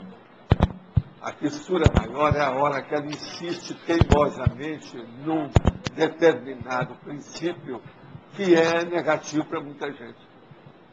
Ela faz mal para muita gente durante muito tempo. E ela tema em fazer esse mal. Isso é a pior coisa que tem. Você não acha que tem lógica? E tem gente assim, você sabe. Onde a gente vai encontrar mais gente assim são nas ditaduras. A ditadura nazista, por exemplo. A ditadura do Pol Pot. A ditadura lá do Il, lá, o cara da Coreia do Norte. A ditadura do Mugabe, lá do Zimbábue. Tudo é ditadura. Sabe quanto é? A ditadura do Fidel Castro, que foi uma das que duraram mais 49 anos. A falácia horrível. E os caras, tudo defendendo, intelectuais da esquerda no Brasil, defendendo esse cara. Só no paredão, quando começou a Revolução, eles mataram 3 mil pessoas. De um dia para outro. E ninguém lembra disso, ninguém quer saber disso. Pois é. Professor Walter, na página 70, número 30, eu não entendi por que na primeira coluna é heteroparapsiquismo em vez de autoparapsiquismo. Porque o heteroparapsiquismo é aquele que mexe com a outra pessoa. Então, veja bem, é da outra pessoa, mas é uma fatuística, não é só seu. Por exemplo, eu posso ter uma cosmoconsciência e gozei aquela condição, só eu. Tá certo? Agora, no eterno parapsiquismo, já entra outra pessoa, já entra alguma coisa nesse sentido. A situação muda de figura. Mas aqui... Agora, a alta alienação humana é a hora que a pessoa não quer saber nem da coisa daqui, nem de lá, nem de você, nem do vizinho, nem dela. Ela se alienou. Mas esse heteroparapsiquismo é o parapsiquismo da pessoa já atingindo outras pessoas. É isso? Por exemplo, na hora que você vai fazer um arco voltaico, é autoparapsiquismo ou heteroparapsiquismo? É heteroparapsiquismo. Já juntou. Tá, juntou. Tá. Você entendeu? É tanto que a gente dá pergunta para a pessoa: você sentiu alguma coisa? Às vezes a pessoa sentiu. Não, no início eu não senti nada, mas agora no fim eu já senti, né? Que limpou. Mas aqui não é aquele caso de se utilizar do parapsiquismo do outro, não é isso? Também pode ser. Por que não? Também? Desde que seja positivo. Não é nada. Professor, sim. Aqui na patologia 7ª linha tem os erros de raciocínio. Eu queria que o senhor falasse sobre aquela situação em que a pessoa ela pensa através da emoção. Isso vai gerar esse erro de raciocínio? Não, o problema todo é o seguinte, aqui, o que eu estou falando? Aqui, o desvio do pensamento, os erros de raciocínio. Os raciocínio errado com aparência de verdadeiro. O raciocínio intencionalmente fácil, objetivando a persuasão. Então, o problema é ver qual a intenção dessa pessoa, o que ela quer, como é que ela sabe, o que não sabe.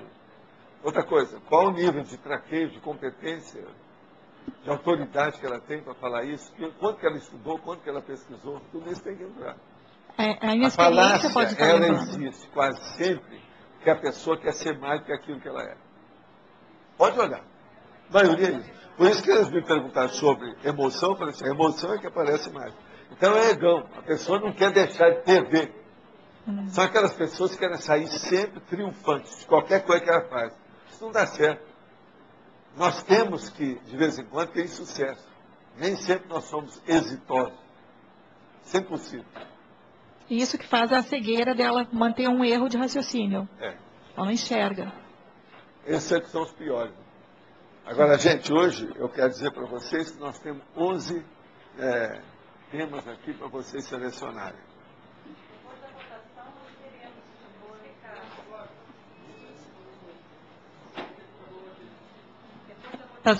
Nós teremos os recados da Glínia, da OIC, Tertuliário, na verdade, Tertuliário com a Lourdes, a Glínia da OIC, Apex Milena,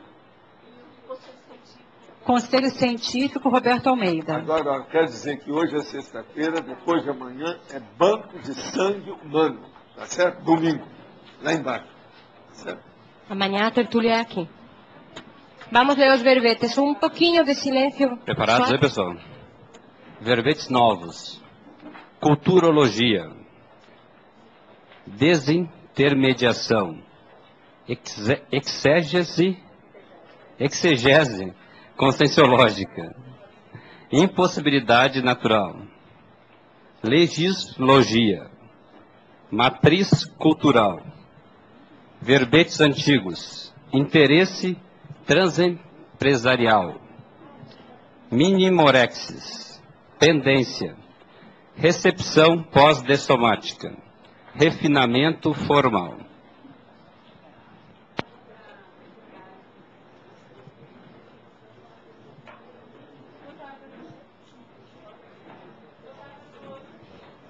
Em nome da AEC, venho convocar todos os que estão aqui presentes, os teletertulianos, para estarem hoje na reunião que vai haver às 19h30, para ajudarmos a pensar ideias para arrecadar os 255 mil reais que faltam para continuarmos a construção do tertuliário.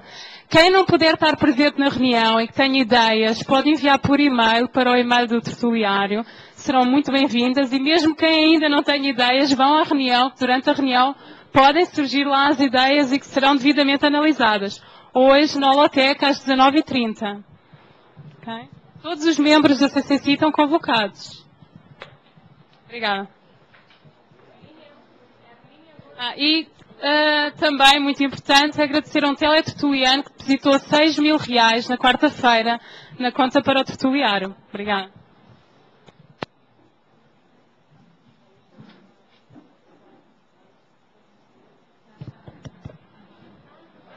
Alô? Estou em nome da OIC para convidar a todos para a Semana da Saúde.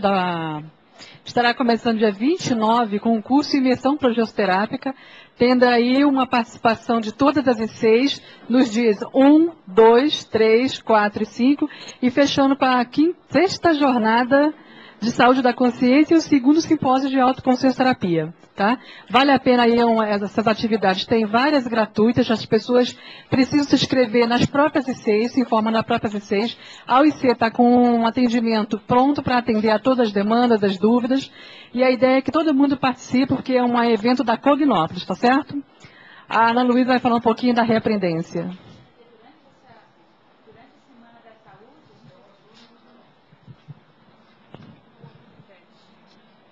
Então, durante a Semana da Saúde, a Reaprendência vai fazer um workshop no dia 3 de setembro à noite, de 7 da noite até as 10, chamado Estilo Pessoal. Então, a gente vai trabalhar não só a questão de forma, mas os trejeitos, maneirismos, a forma de raciocínio. Então, a questão da singularidade do professor e da professora de Conscienciologia. E a gente vai fazer também um laboratório gratuito chamado Subsídios à Docência Conscienciológica, também nessa semana. Tá? Boa tarde a todos. Então, eu quero lembrar que amanhã inicia o curso da PEX, Identificação das Diretrizes da PROEXAS. E quem tiver interesse em fazer as inscrições, eu vou estar aqui no saguão do refeitório para estar efetivando, então, as inscrições. Tá? Inicia amanhã às 8h30 da manhã, vai até às 10 da noite, e domingo 8h30 até às 11h30. Então, quem tiver interesse em identificar a identidade interassistencial, é uma oportunidade. Obrigada. O verbete, então, é recepção pós-dessomática. Tem mais um recado, pessoal, esqueci, só um minuto.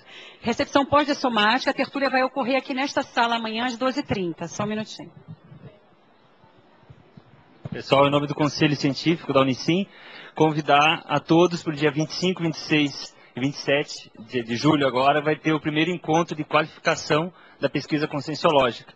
A gente vai estar discutindo aquelas temáticas da autopesquisologia, parapercepciologia, verponologia, a argumentologia e a conscienciografologia, ou seja, os pilares da pesquisa conscienciológica. Então estão todos convidados, o evento começa na sexta-feira à noite e vai ter debate o dia inteiro, sábado e domingo. Vamos ver se a gente acaba com as falácias aí do nosso processo. Vai ser no discernimento. As inscrições são aqui no... O valor está R$ 60 e no dia sobe para 70. Tá certo? Então é um debate para a gente aprofundar, vamos argumentar bem aí essa questão para ir criando os fundamentos da ciência conscienciológica. A ideia é que anualmente a gente faça novas experiências desse debate. Todos, então.